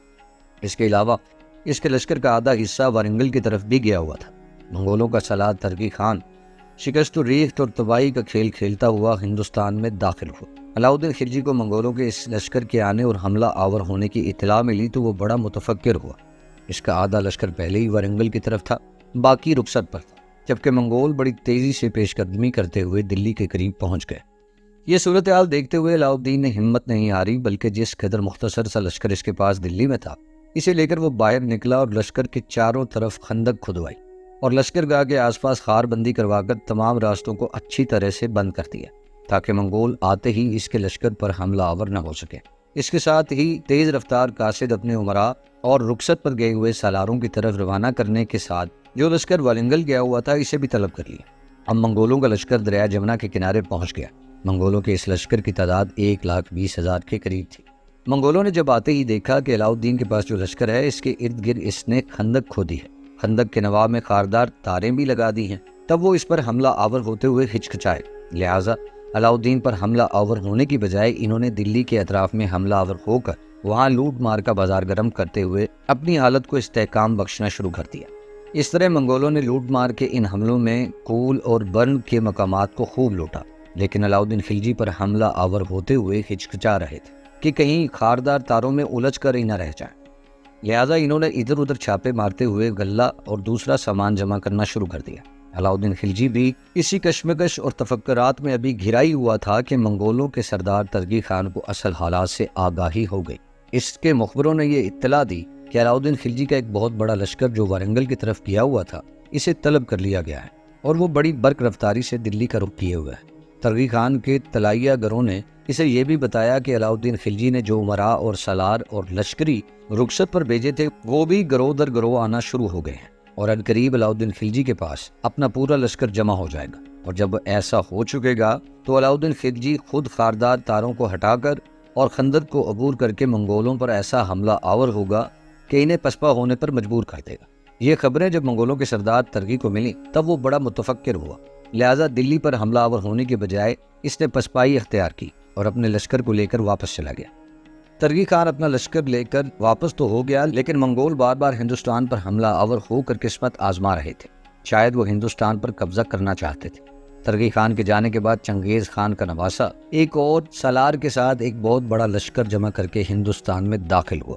ان حملہ آور منگولوں نے کوہ سوالک پر قبضہ کر لیا اور آگے بڑھ کر مزید علاقوں کو روندنا شروع کر دیا۔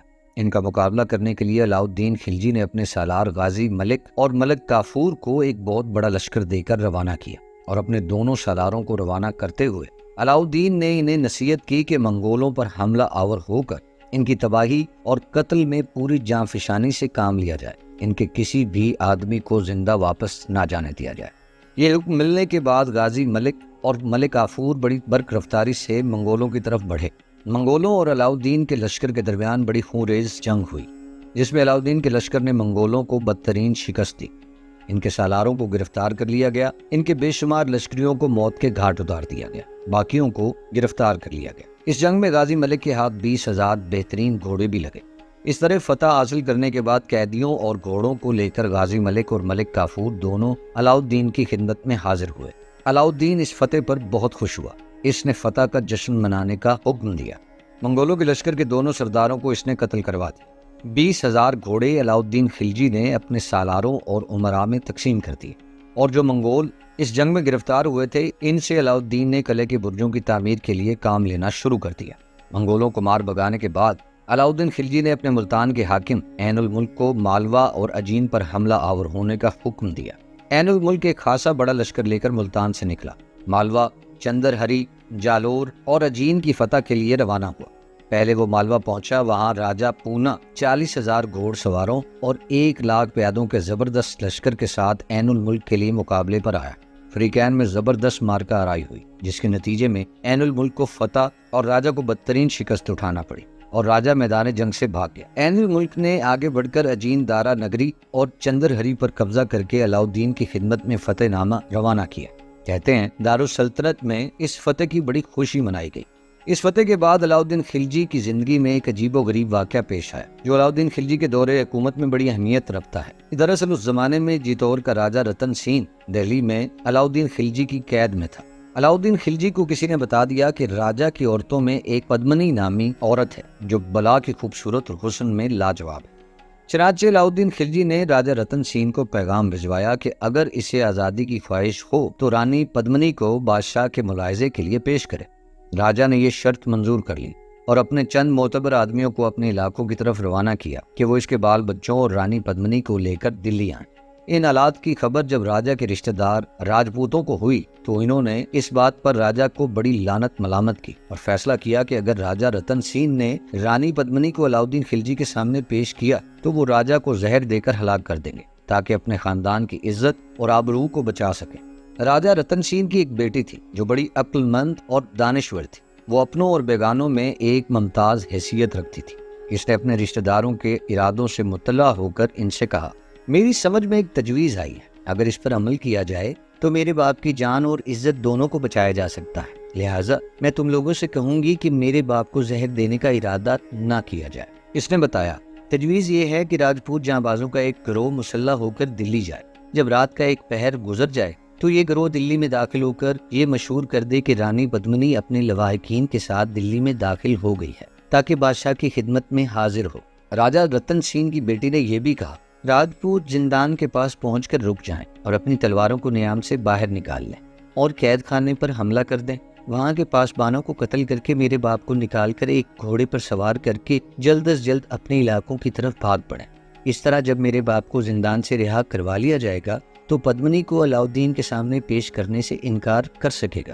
راجاؤں نے راجا کی لڑکی کی یہ تجویز پسند کی اور اس پر عمل کرنے کا تہیہ بھی کر لیا۔ راجپوتوں کا ایک مسلح گروہ پالکیوں میں سوار ہو کر دلی کی طرف روانہ ہوا۔ دلی میں انہوں نے رانی پدمنی کے آنے کی خبر مشہور کر دی۔ جندان کے قریب پہنچ کر ان لوگوں نے قید خانے پر حملہ کر دیا۔ دربان اور محافظوں کو قتل کر کے ان لوگوں نے راجا رتن سین کو قید سے نکال لیا اور ایک تیز رفتار گھوڑے پر سوار کر کے کوہستانی سلسلے کی طرف روانہ کر دیا۔ شاہی لشکر کے شہ سواروں نے ان راجپوتوں کا پیچھا کیا۔ راستے میں ان کے ساتھ کئی جھڑپیں بھی ہوئی۔ راجپوتوں کی اکثریت کو انہوں نے موت کے گھاٹ اتار دیا، تاہم راجا رتن سین کوہستانی سلسلے کی طرف بھاگ نکلنے میں کامیاب ہو۔ اس علاقے کا حاکم چونکہ علاؤدین خلجی کا بیٹا خضر تھا، لہٰذا اس حادثے کو خضر خان کی غفلت اور کوتاہی قرار دے دیا گیا۔ لہٰذا اس علاقے کی حکومت سے خضر خان کو ہٹا کر دلی بلا لیا گیا اور راجا رتن سین کے بھانجے کو اس علاقے کا حاکم مقرر کر دیا گیا۔ راجا رتن سین کا بھانجا اس وقت علاؤدین خلجی کے لشکر میں ایک سالار کی حیثیت سے شامل تھا اور ہمیشہ علاؤدین خلجی کا مطیع اور فرمان بردار رہا۔ اس طرح یہ حادثہ اپنے انجام کو پہنچا۔ اس حادثے کے بعد علاؤدین خلجی کو ایک بار پھر حملہ آور منگولوں کا سامنا کرنا پڑا۔ دراصل منگولوں کا ایک اور لشکر اپنے ہلاک ہو جانے والے منگول سالاروں کا بدلہ لینے کے لیے ایک شخص گنگ خان کی سرکردگی میں ہندوستان میں داخل ہوا۔ یہ بھی منگولوں کا ایک بہت بڑا لشکر تھا اور ان کا سالار گنگ خان ملتان کے اطراف سے ہوتا ہوا سوالک پہنچا۔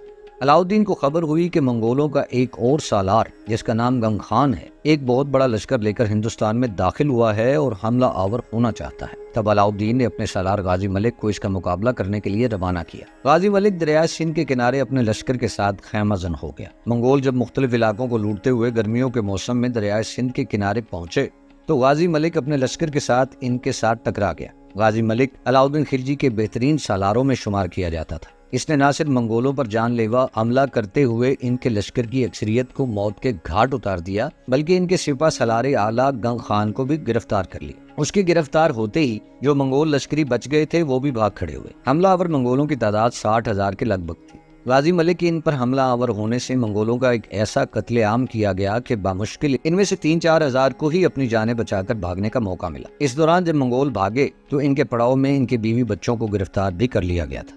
اس فتح کے بعد غازی ملک دلی کی طرف روانہ ہوا۔ قیدیوں کو علاؤدین کی خدمت میں پیش کیا گیا۔ منگولوں کے سالار گنگ خان کے علاوہ دوسرے قیدیوں کو بھی ختم کروا دیا گیا اور جو منگولوں کے قیدی بیوی بچے ہاتھ آئے تھے انہیں سارے ملک میں غلاموں کی طرح ان کی خرید و فروخت کر دی گئی۔ منگول جب بھی ہندوستان پر حملہ آور ہوتے علاؤدین کے ہاتھوں کیونکہ انہیں شکست کا سامنا کرنا پڑتا تھا، لہٰذا وہ بار بار اپنے شکست خوردہ لشکریوں اور سالاروں کا انتقام لینے کے لیے تیار ہو جاتے تھے۔ گنگ کی ہلاکت اور شکست کے بعد ایک اور منگول لشکر ہندوستان میں داخل ہوا۔ اس لشکر کے سردار اور سالار اعلیٰ کا نام اقبال من تھا۔ یہ بہت بڑا لشکر لے کر ہندوستان کی طرف آیا اور تباہی اور بربادی کا بازار گرم کر دیا۔ علاؤدین خلجی نے منگولوں کا مقابلہ کرنے کے لیے پھر اپنے نامور سالار غازی ملک کو روانہ کیا۔ غازی ملک پہلے کی طرح پھر منگولوں سے ٹکرایا۔ منگولوں کو اس نے بدترین شکست دی۔ منگولوں کی کثرت کو اس نے موت کے گھاٹ اتار دیا۔ بہت کم بھاگنے میں کامیاب ہو۔ اس طرح غازی ملک نے نہ صرف عام منگول لشکریوں کا خاتمہ کیا بلکہ جنگ کے دوران ان کے سالار اعلیٰ اقبال مند پر حملہ آور ہو کر اس کا بھی خاتمہ کر دیا۔ اس شکست کے بعد منگولوں کے حوصلے ایسے پست ہوئے کہ انہوں نے پھر کبھی علاؤدین خلجی کے دور حکومت میں ہندوستان پر حملہ آور ہونے کی جرأت اور جسارت نہ کی۔ ناظرین، اب تک کے لیے اتنا ہی۔ ملتے ہیں اگلی قسط میں۔ اللہ نگہبان۔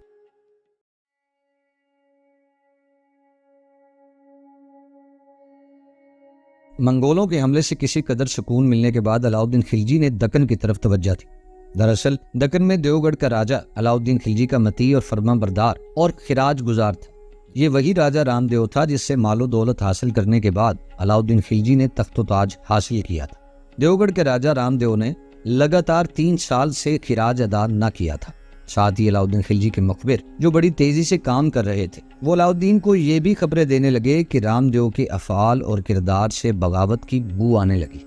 یہ صورتحال علاؤدین خلجی کے لیے یقیناً ناقابل برداشت تھی، لہٰذا اس نے ایک لشکر جس کی تعداد لگ بھگ 1 لاکھ کے قریب تھی ملک کافور کی کمانداری میں روانہ کیا۔ ساتھ ہی اس نے گجرات میں اپنے حاکم الغ خان کی طرف بھی پیغام بھجوایا کہ وہ ملک کافور کے ساتھ مل کر رام دیو کو اپنے سامنے زیر اور مطیع کرے اور اس سے گزشتہ 3 سال کا خراج وصول کرے۔ جس وقت یہ مہم درپیش تھی، کہتے ہیں اس وقت علاؤدین خلجی کی بیوی رانی کنول دیوی جو مسلمان ہو چکی تھی اور اپنے حسن و جمال میں اپنی مثال آپ تھی، وہ علاؤدین کی خدمت میں حاضر ہوئی اور کہنے لگی سلطان محترم، جس وقت میں دکن میں راجہ رائے کرن کی رانی تھی، اس وقت میری 2 بیٹیاں تھیں۔ اب میں تو اسلام قبول کر کے آپ کے حرم میں داخل ہو گئی ہوں، لیکن میری دونوں بیٹیاں رائے کرن کے پاس رہ گئی ہیں۔ اب مجھے پتا چلا ہے کہ میری ایک بیٹی کا تو انتقال ہو گیا ہے، البتہ دوسری بیٹی ابھی زندہ ہے۔ جب وہ مجھ سے جدا ہوئی تو 4 برس کی تھی، اب سنا ہے جوان ہو گئی ہے، انتہا درجہ کی خوبصورت ہے اور نام اس کا دیولدی ہے۔ اس موقع پر کنول دیوی نے علاؤدین خلجی سے اپنی بیٹی سے ملنے اور اسے حاصل کرنے کی خواہش کا اظہار کیا۔ اپنی ملکہ کنول دیوی کی اس خواہش کے جواب میں علاؤدین خلجی نے گجرات کے اپنے حاکم الغ خان کی طرف پیغام بھجوایا کہ وہ کنول دیوی کی بیٹی دیولدی کو ہر صورت میں راجہ رائے کرن سے حاصل کرے۔ علاؤدین خلجی نے یہ بھی پیغام بھجوایا کہ دیولدی کو حاصل کرنے میں اگر کسی پر سختی بھی کرنا پڑے تو اس سے بھی گریز نہ کیا جائے، اور ہر صورت میں دیولدی کو حاصل کر کے دلی روانہ کیا جائے۔ علاؤدین خلجی کا یہ حکم پا کر الغ خان ایک بہت بڑے لشکر کے ساتھ گجرات سے نکلا اور ملک کافور سے جا ملا۔ یہ لشکر بکلانا کی طرف بڑھا اور راجہ رائے کرن کی طرف پیغام بھجوایا کہ وہ کنول دیوی کی بیٹی دیولدی کو ان کے حوالے کر دے، لیکن راجہ کرن رائے نے ایسا کرنے سے انکار کر دیا۔ اس انکار کے جواب میں الغ خان اور راجہ کرن کے درمیان کئی جنگیں ہوئی، لیکن ان جنگوں میں کوئی نتیجہ نہ نکل سکا۔ ہر بار جنگ کے بعد رائے کرن اپنے قلعے میں محصور ہو جاتا۔ راجہ رائے کرن نے جب یہ دیکھا کہ اس پر مسلمانوں کا دباؤ دن بدن بڑھتا جا رہا ہے تو اس نے مسلمانوں کے خلاف دیوگڑھ کے راجہ رام دیو سے مدد حاصل کرنے کا فیصلہ کیا۔ وہ چاہتا تھا کہ وہ اور رام دیو دونوں مل کر مسلمانوں کا مقابلہ کریں اور انہیں واپس جانے پر مجبور کر دیں۔ اس موقع پر ایک مصیبت اٹھ کھڑی ہوئی، وہ یہ کہ رام دیو کا ایک بیٹا تھا، اس کا نام منگل دیو تھا، اور وہ راجہ رائے کرن کی بیٹی دیولدی سے غائبانہ محبت کرتا تھا اور اس سے شادی کرنے کا خواہاں تھا۔ لیکن راجہ رائے کرن کسی بھی صورت اپنی بیٹی دیولدی کو منگل دیو کے ساتھ بیاہنے کے لیے تیار نہ تھا، اس لیے کہ دیوگڑھ کا راجہ رام دیو اور اس کا بیٹا منگل دیو مرہٹا قوم سے تعلق رکھتے تھے۔ ہندو چونکہ مرہٹوں کو اچھوت خیال کرتے ہیں، اس لیے انہیں اپنے آپ سے کمتر اور حقیر جانتے ہیں، اور اسی وجہ سے وہ اپنی بیٹی کو اس کے ساتھ بیاہنے پر آمادہ نہ تھا۔ جب مسلمانوں نے راجہ رائے کرن پر حملہ آور ہونا شروع کر دیا، تب منگل دیو نے ان ہنگاموں سے فائدہ اٹھانے کا ارادہ کر لیا۔ اپنے باپ کی اجازت لیے بغیر اس نے اپنے بھائی بھیم دیو سے ساز باز کر کے اسے اعلیٰ درجے کے تحائف کے ساتھ راجہ کی طرف روانہ کیا اور اسے یہ پیغام بھجوایا: مسلمانوں اور ہندوؤں میں جو مذہب کی بنیاد پر دشمنی ہے وہ ظاہر ہے، بہتر یہی ہے کہ اپنی بیٹی دیولدی کو، جس کی وجہ سے یہ سارا دنگا فساد ہو رہا ہے، میرے ساتھ بیاہ دو۔ اگر تم ایسا کرو گے تو اس کا نتیجہ یہ ہوگا کہ مسلمان مایوس ہو کر تم سے جنگ نہ کریں گے اور واپس چلے جائیں گے، اس طرح مسلمانوں کے حملوں سے تمہاری جان چھوٹ جائے گی۔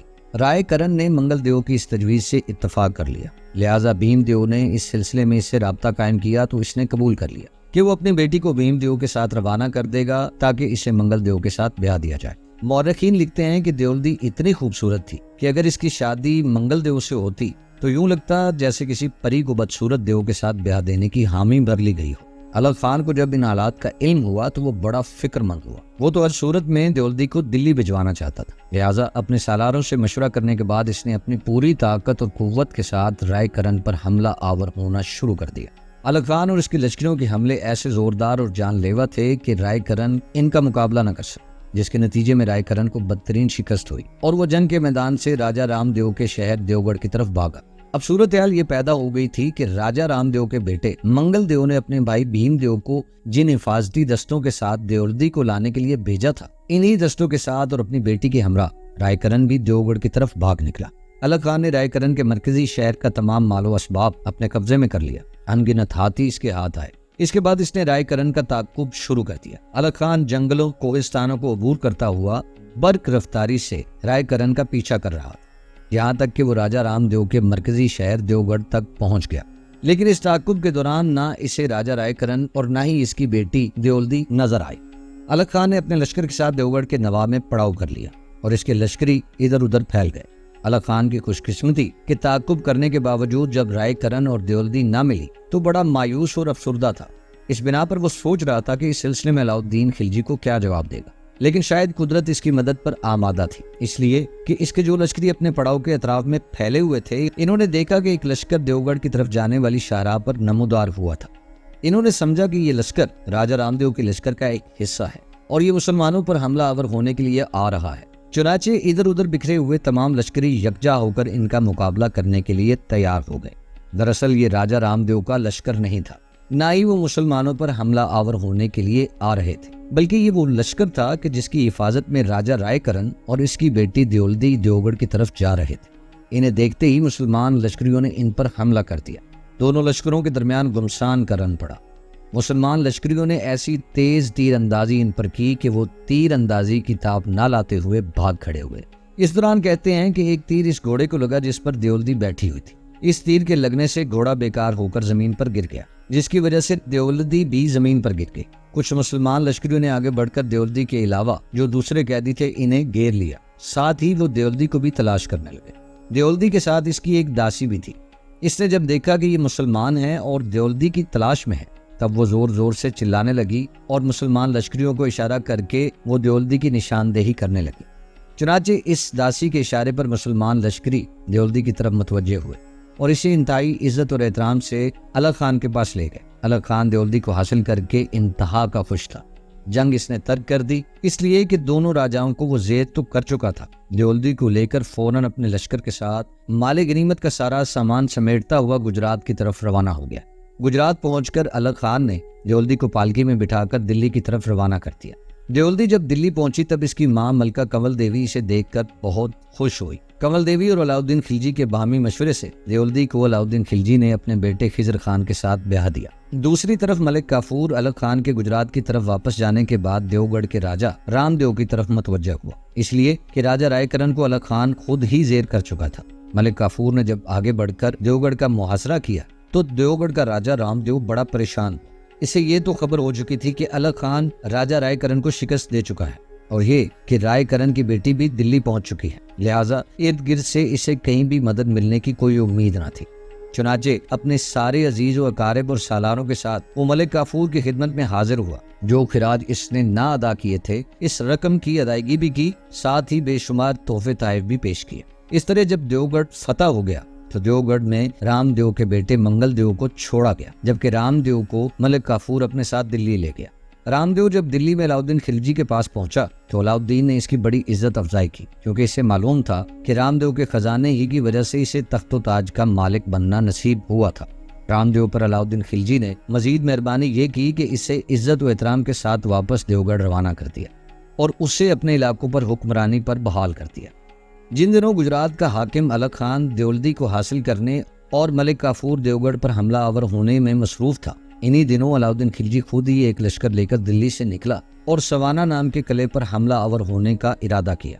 یہ قلعہ دلی کے جنوب میں واقع تھا اور ناقابل تسخیر خیال کیا جاتا تھا، اس لیے کہ اس کی فصیل بڑی مضبوط اور مستحکم تھی اور اس کے اندر مال و دولت کے انبار تھے۔ سوانہ پہنچ کر علاؤالدین خلجی نے اسے چاروں طرف سے گھیر لیا اور اہل قلعہ کی زندگی کو اجیرن کر دیا۔ بڑی تیزی اور بڑی شدت کے ساتھ اس نے حملے شروع کر دیے۔ باہر سے سوانہ والوں کے لیے کوئی مدد نہ پہنچتی اور نہ ہی وہ قلعے والوں کو باہر نکلنے دیتا۔ یہ صورتحال دیکھ کر سوانہ کا راجہ سنیل دیو بڑا پریشان اور فکر مند ہوا۔ جب اس نے اندازہ لگا لیا کہ اب علاؤالدین کے حملوں میں دن بدن شدت پیدا ہوتی جا رہی ہے اور فرما برداری کے علاوہ کوئی رستہ نہیں دکھائی دیتا، تو اس نے ایک عجیب و غریب طریقہ اختیار کیا۔ اس نے اپنا سونے کا ایک بت بنایا، اس کے گلے میں ایک سنہری رسی ڈال کر یہ بت اس نے علاؤالدین کے پاس بھیج دیا۔ اس سے اس کی مراد اپنی عاجزی کا اظہار تھا۔ اس بت کے ساتھ سنیل دیو نے 100 ہاتھی اور دوسری بہت سی نادر اور گراں قدر اشیاء بھی روانہ کی۔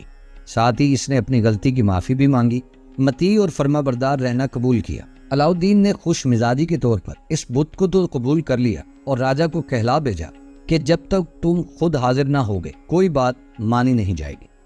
سنیل دیو یہ جواب سن کر مجبوراً قلعے سے باہر نکلا اور علاؤالدین کی خدمت میں حاضر ہوا۔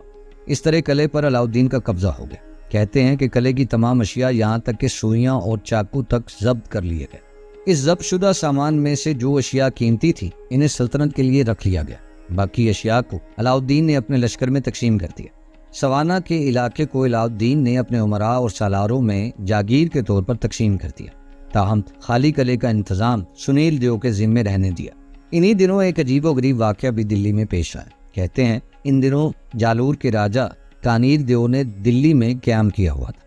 ایک روز جالور کا راجہ کانیر دیو علاؤالدین سے ملنے کے لیے اس کی خدمت میں حاضر ہوا۔ ملاقات کے دوران گفتگو کرتے ہوئے بادشاہ نے کانیر دیو کو مخاطب کر کے کہا، اب ہندوستان میں کسی راجہ میں اتنی ہمت نہیں اور جرت نہیں کہ وہ میرے لشکر کے ساتھ جنگ کر سکے۔ اس موقع پر کانیر دیو علاؤالدین کا یہ جملہ سن کر کہنے لگا کہ میں آپ سے مقابلہ کروں اور فتح حاصل نہ کروں تو پھر میں زندہ رہنا پسند نہ کروں گا۔ علاؤالدین کو راجہ کانیر دیو کی یہ بات بہت بری لگی۔ اس وقت تو وہ خاموش رہا، راجہ سے کچھ نہ کہا، تاہم یہ بات اس نے اپنے دل میں بٹھا لی تھی کہ کانیر دیو کا قلعہ جالور فتح ضرور کرے گا۔ اس کے بعد علاؤالدین خلجی نے بڑی عزت کے ساتھ جالور کے راجہ کو رخصت کر کے اپنے قلعے جالور کی طرف جانے کی اجازت دی۔ ساتھ ہی اسے 2-3 ماہ کی مہلت بھی دی تاکہ جو جملہ اس نے کہا ہے اس کی روشنی میں واپس جا کر اپنے علاقے اور قلعے میں جا کر جنگی تیاری کر سکے۔ اس کے بعد علاؤالدین خلجی نے کانیر کے خلاف اپنی طاقت اور قوت کا مظاہرہ کرنے کا تہیہ کر لیا۔ علاؤالدین خلجی نے ایک عجیب و غریب طریقہ اختیار کیا۔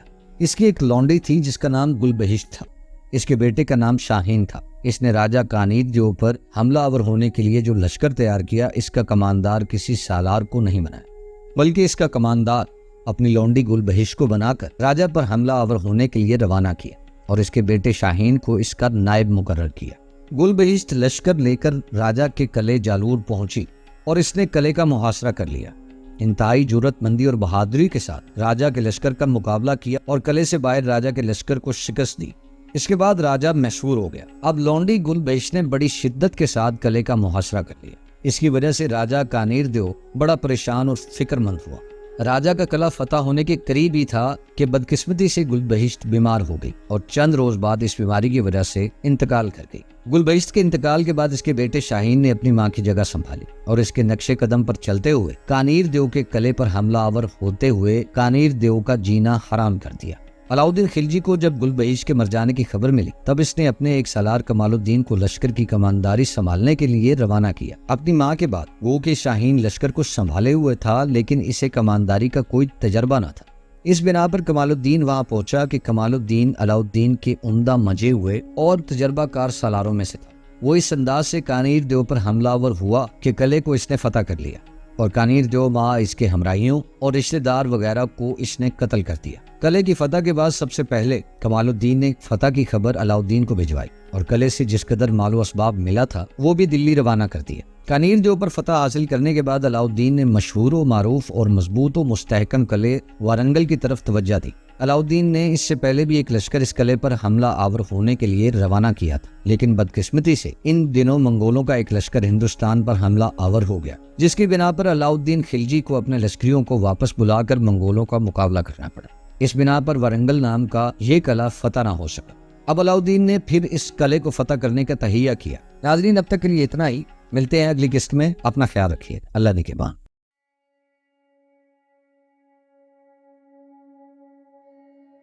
اب علاؤالدین وارنگل نام کے اس قلعے کو فتح کرنے کا تہیہ کر چکا تھا اور ملک کافور کو ایک لشکر دے کر اس نے قلعہ فتح کرنے کے لیے روانہ کیا۔ لشکر کو روانہ کرتے وقت علاؤالدین نے نصیحت کی کہ وارنگل کا راجہ لدر دیو دولت و مال اور ہاتھی نظر کر کے اور اسے سال ہا سال اگر خراج ادا کرنے کا عہد کرے تو اسے منظور کر لینا اور معاملے کو آگے نہ بڑھنے دینا۔ اس کے بعد تلنگانہ کو فتح کر کے لوٹ آنا۔ اس طرح علاؤالدین خلجی نے اس لشکر کو روانہ کیا اور لشکر کے 2 سالار مقرر کیے، ایک ملک کافور اور دوسرا خواجہ حاجی تھے۔ یہ لشکر منزل پر منزل مارتا ہوا پہلے دیوگڑھ پہنچا۔ دیوگڑھ کا راجہ رام دیو علاؤالدین خلجی کا خراج گزار تھا اور ماتحت تھا۔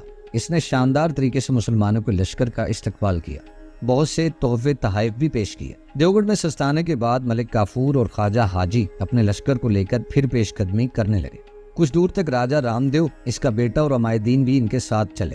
ساتھ ہی راجہ رام دیو نے مسلمانوں کے لشکر کو سہولت پہنچانے کے لیے اپنی مملکت کے پنساریوں اور دیگر تاجروں کو ہدایت کر دی کہ وہ ضرورت کی تمام اشیاء کم نرخوں پر مسلمانوں کے لشکر کے ہاتھ فروخت کریں، یہاں تک کہ ملک کافور اور خواجہ حاجی اپنے لشکر کے ساتھ پیش قدمی کرتے ہوئے تلنگانہ کے سرحدی علاقے کے اندر جا پہنچے۔ یہاں مختلف جگہوں پر حملہ آور ہو کر ملک کافور نے تباہی اور بربادی کا خوب کھیل کھیلا۔ ایسا کر کے اس نے ایک طرح سے وہاں کے لوگوں کو خوف زدہ کر دیا تھا تاکہ اطاعت پر مجبور ہو جائے۔ جب آس پاس کے چھوٹے چھوٹے راجاؤں کو خبر ہوئی کہ مسلمان ان پر حملہ آور ہونے کے لیے ان کے علاقوں میں داخل ہو چکے ہیں، تب چھوٹے چھوٹے سارے راجہ وارنگل کے راجہ لدر دیو کے پاس چلے گئے۔ اس طرح آس پاس کے علاقوں پر اپنا قبضہ کرنے کے بعد ملک کافور اور خواجہ حاجی اپنے لشکر کے ساتھ وارنگل جا پہنچے۔ وارنگل کا قلعہ بڑا مضبوط اور مستحکم تھا اور بڑے بڑے پتھروں سے اس کی فصیل بنی ہوئی تھی۔ ملک کافور اور خواجہ حاجی نے قلعے کا محاصرہ کر کے آنے جانے کے تمام راستے مسدود کر دیے قلعے کے اندر جو لشکر تھا اس نے حملہ آوروں کا مقابلہ کرنے پر کمر باندھی۔ روزانہ ہزاروں جنگجو قلعے سے نکل کر مسلمانوں سے مارکہ آرائی کرتے اور اپنا نقصان کرا کے قلعے کے اندر چلے جاتے۔ ان تمام کوششوں کے باوجود قلعے کا لشکر زیادہ دیر تک شہر کی حفاظت نہ کر سکا۔ ملک کافور اور خواجہ حاجی نے اپنے حملوں میں تیزی پیدا کرتے ہوئے ورنگل شہر پر قبضہ کر لیا۔ اب ورنگل کا لشکر قلعے کے اندر محصور ہو گیا۔ قلعے کے بیرونی حصے پر علاؤدین خلجی کے لشکر کا قبضہ ہو جانے کی وجہ سے ورنگل کا راجہ لدر دیو بڑا بدحواس ہوا اور اس کے اوسان خطا ہو گئے۔ اس نے یہ فیصلہ کیا کہ مسلمانوں کا مقابلہ کرنا اب بیکار ہے، اور اگر وہ مقابلہ کرے گا بھی تو خود مارا جائے گا اور اپنے لواحقین کی موت کا بھی باعث بنے گا۔ لہٰذا اس نے مصلحت اسی میں دیکھی کہ اطاعت گزاری کا اعلان کر دیا جائے۔ یہ فیصلہ کرنے کے بعد راجہ لدر دیو اپنے لواحقین اور امراء کے ساتھ ملک کافور اور خواجہ حاجی کی خدمت میں حاضر ہوا۔ اس نے 300 ہاتھی، 7000 گھوڑے، بے حد و بے شمار دولت اور زر و جواہرات پیش کیے اور ہر سال باقاعدگی کے ساتھ خراج دینے کا وعدہ بھی کیا۔ اس طرح ورنگل بھی علاؤدین کے ہاتھوں فتح ہوا اور فتح کی یہ خبر دلی بھجوا دی گئی۔ جب یہ خبر علاؤدین کے پاس پہنچی تو اس نے فتح کا جشن منانے کا حکم دیا۔ اس دوران علاؤدین خلجی بیمار پڑ گیا۔ اس کی بیوی، جسے ملکہ جہاں کہہ کر پکارا جاتا تھا، اور بڑا بیٹا خضر خان اپنے طور پر مجلس آرائیوں، عیش و عشرت میں مصروف رہے۔ اس قسم کی مصروفیات نے انہیں بادشاہ کی طرف توجہ کرنے کی مہلت ہی نہ دی۔ دونوں نے بادشاہ کے علاج اور تیمارداری کی پرواہ نہ کی۔ علاؤدین نے اپنے بیٹے اور بیوی کو اپنی حالت سے بے پرواہ دیکھا تو اسے بہت زیادہ دکھ ہوا۔ اس نے اپنی بیماری کو ان دونوں کی غفلت کا نتیجہ سمجھا۔ علاؤدین کی بیماری کے دوران ہر روز خضر خان اور اس کی ماں ملکہ جہاں سے ضرور کوئی نہ کوئی ایسی بات ہوتی جس کی وجہ سے علاؤدین خلجی ان دونوں سے زیادہ بدگمان ہوتا چلا گیا، اور اس بدگمانی سے ملک کافور نے فائدہ اٹھانے کا فیصلہ کر لیا۔ خضر خان کو ان دنوں محفلیں آراستہ کرنے، شراب پینے اور گانا سننے وغیرہ سے قطعاً فرصت نہ ملتی تھی۔ وہ ان مشاغل میں سرتاپا غرق ہو کر رہ گیا تھا۔ چوگان بازیوں اور ہاتھیوں کی لڑائی دیکھنے سے اسے بہت زیادہ دلچسپی تھی اور وہ اپنا وقت انہی سلسلوں میں صرف کرتا تھا۔ ملکہ جہاں کا یہ عالم تھا کہ اسے بیٹوں کی شادی، پوتوں کے عقیقوں اور ختنوں اور دیگر رسومات میں مصروف رہنے کے علاوہ اور کچھ نہ پاتا تھا۔ وہ ہر وقت اس قسم کی تقریبات میں مصروف رہتی۔ الغرض ان دونوں کو سوائے علاؤدین کی بیماری کے اور سب کچھ یاد تھا، اور وہ شب و روز انہی غیر اہم کاموں میں الجھے رہتے تھے۔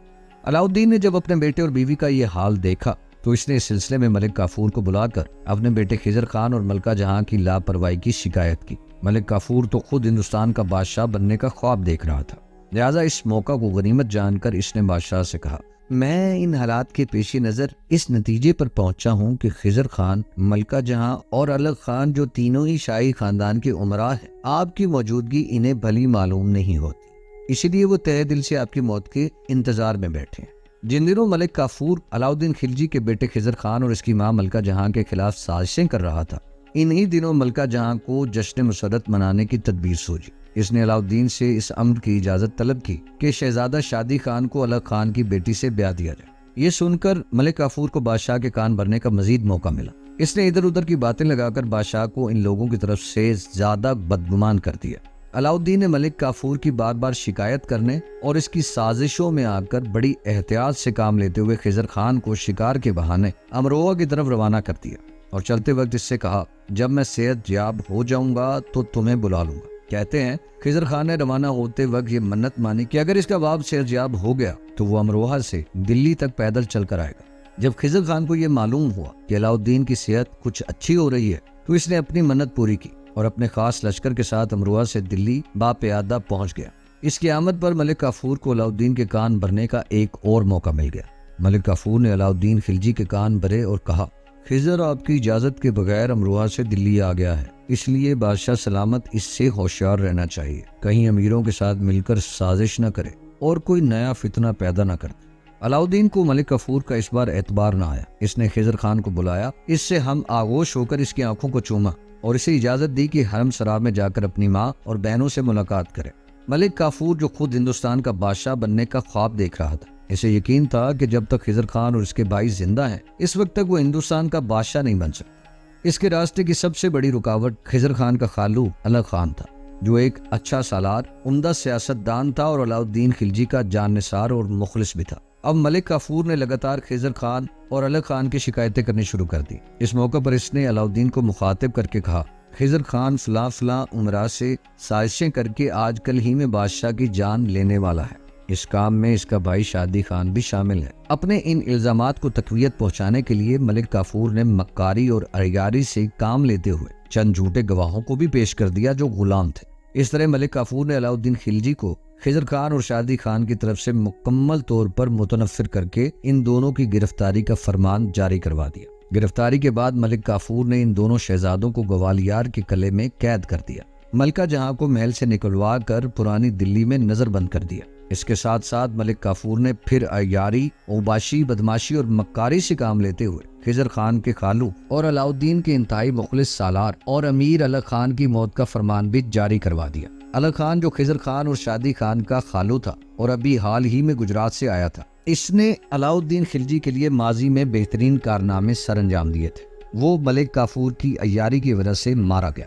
اب لے دے کے دلی میں علاؤالدین خلجی کے بہترین اور عمدہ سالاروں میں سے کمال الدین رہ گیا تھا۔ ملک کافور جانتا تھا کہ کمال الدین اس کے ارادوں کو پورا نہ ہونے دے گا، لہٰذا اس کی بھی شکایتیں کرتے ہوئے ملک کافور نے علاؤالدین سے حکم جاری کروا دیا اور کمال الدین کو اس نے جالور کی طرف روانہ کر دیا تاکہ وہ جالور کے حاکم نظام الدین کو، جو الغ خان کا بھائی تھا، قتل کر کے وہاں خود حکومت کر لے۔ آخر شوال ہجری 716 کی رات کو علاؤالدین خلجی کی روح قفس عنصری سے پرواز کر گئی۔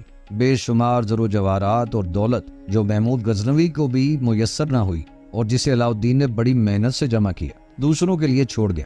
بعض لوگوں کا کہنا ہے کہ بادشاہ کی موت زہر خورانی سے ہوئی اور یہ زہر اس کے غلام ملک کافور نے اس کو دیا تھا۔ بہرحال ملک کافور نے علاؤالدین کا خاتمہ کر دیا اور اس کے رشتہ داروں کو ادھر ادھر پھینک دیا۔ اس کے بعد اس نے خود ہندوستان کا بادشاہ بننا چاہا، لیکن شاید قدرت کو ایسا منظور نہ تھا۔ علاؤالدین خلجی کی موت کو صرف 35 دن گزرے تھے کہ علاؤالدین کے حرم سرا کے دو غلام جو ملک کافور کی سازشوں اور عیاریوں سے واقف تھے، وہ اس پر حملہ آور ہوئے اور اسے موت کے گھاٹ اتار دیے۔ اس طرح علاؤالدین خلجی کے بعد ملک کافور کی بجائے علاؤالدین خلجی کا بیٹا حکمران بنا۔ ناظرین، میں امید کرتا ہوں کہ آپ کو علاؤالدین سیریز پسند آئی ہوگی۔ اگر آپ کو یہ پسند آئی ہے، کامنٹس میں اپنی آراء سے ضرور آگاہ کیجیے۔ ملتے ہیں اگلی کسی سیریز میں، تب تک کے لیے باسزمان کو اجازت دیجیے۔ اللہ نگہبان۔